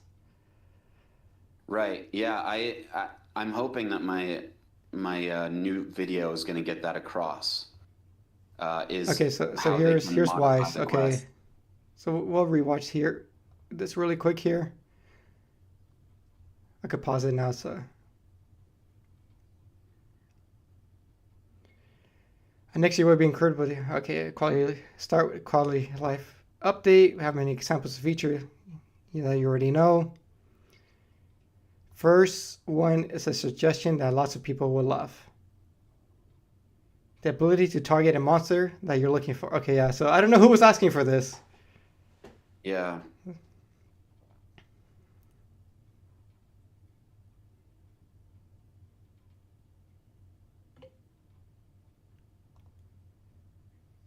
Or not, we'll have a little flame.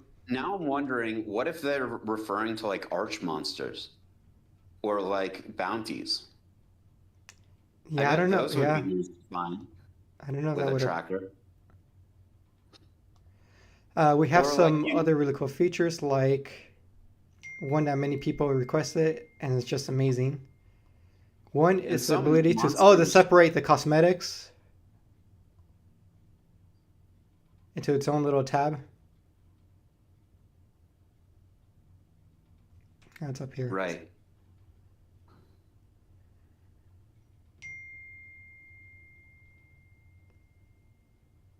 Oh, it's myth maging. This I didn't really see the difference. Oh, yeah, we did go over that Smith maging. I I, I don't smith mace too much. Do you see anything different with this screen? Anything different? Is that the What do you mean? descriptions have been removed from the item so that we can now display multiple lines of. Okay, so I think it showed your weapon here. I don't know. I guess this section here is bigger. It shows more information. I think that might be it.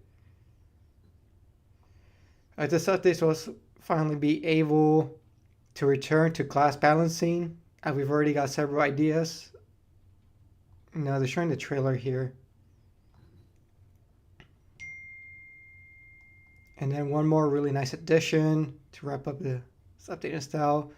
A new event will be appearing in game bonus. Okay, just like there are little events, things they do like on the weekends. XP bonus, drop bonuses, unlimited dungeons. We also wanted to come up with some other interesting events that we could put out for you to enjoy. But yeah, it looks like they're gonna make Smith maging like way more, I guess, palatable. I hope they do the same thing for mount breeding, because I have 7 level 200s, and I still like I understand mount breeding, like I guess logically, like as far as like knowledge, but like it's so not overwhelming. It's intimidating, to just get started on that. Oh yeah. Especially because you got to make like an investment. You have to, I mean, unless you're catching wild Drago turkeys, you have to like make an investment and like be like, oh, I'm gonna buy these mounts, breed them. Hopefully they end up the way I want them. And it's just there. It just I feel like there's so many barriers, and it's easy to blame the customers, the clients themselves, and be like, oh, well, you just have to figure it out. But at the end of the day, if there's a new feature, or if there's an old feature, any kind of feature that I'm too overwhelmed to do, first of all, I won't be the only one who feels that way. And second of all, I mean, it's their responsibility to make me want to engage with it, So breeding is just way too overwhelming. So here they're talking about this bestial thing they're doing, the cross media. Yeah, he doesn't give too much for later. We can't deny it. We're falling in love with bestial. You haven't seen it yet, but it's going to be crazy, and we wanted to give bestial a little nod in the game. With our favorite part of bestial, namely the incredibly cute creatures, we thought the best way to introduce these creatures in the toughest touch was to give players the ability to control 2 entities. We're still thinking about the best way to implement all that, but we'll get back to you next year. In the second part of the year, we'll come back with an update, bit more quality of life focus and narrative. We've already done a pass on Astrop Canyon, Albera, a few years back, and now we have some more areas. We'd like to continue to fine tune and continue to update. We're also going to do some shop updates. Okay, so here's the shop stuff. You should definitely check out what Luminov was just talking about. Dofu's Touch Missive number 17. Have you looked at it? Yeah. They showed previews of the UI revamp. It's incredible. Now that's what it should look like for sure. Yeah, which is what the store kind of looks like. They're keeping a similar aesthetic. Yeah. Honestly, like I said this a long time ago, like this is just the beginning. If they're putting this much resources like into like the future, then there must be a lot of future, you know? They wouldn't be throwing money at this, you know, to do a whole ride it out until it's gone kind of thing. It seems like they really see a future, and that makes me very hopeful. I mean, this UI is gorgeous.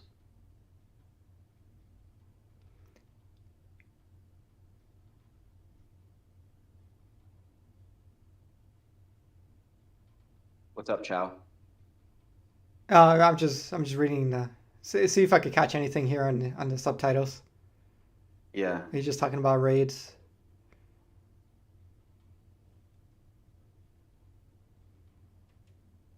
We pretty much talked about all this already. This little animation thing is cool. 2 people going through, killing mobs.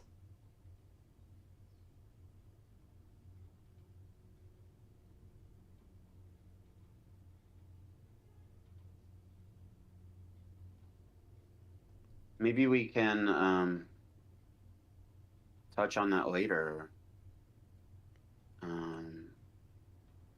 Light approach. Yeah, I think that was it. That was all the news we got. Yeah. How do you want to wrap this up, man? All right, yeah, we'll wrap this up, guys. Yeah, a little bit of a 3-hour mark. This was a good stream. Thank you, Risen, thank you for your time, for joining me to cover this news. Shout out to the people in the chat, Lumina, Beneath the Mask, of course, Brownies, other people came through, Dave.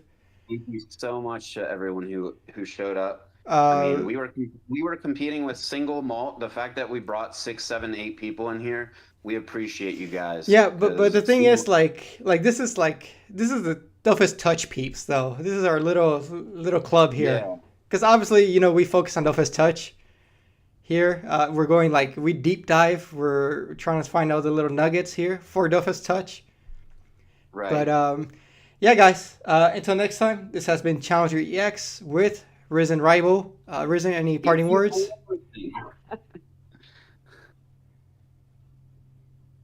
No final words, Risen?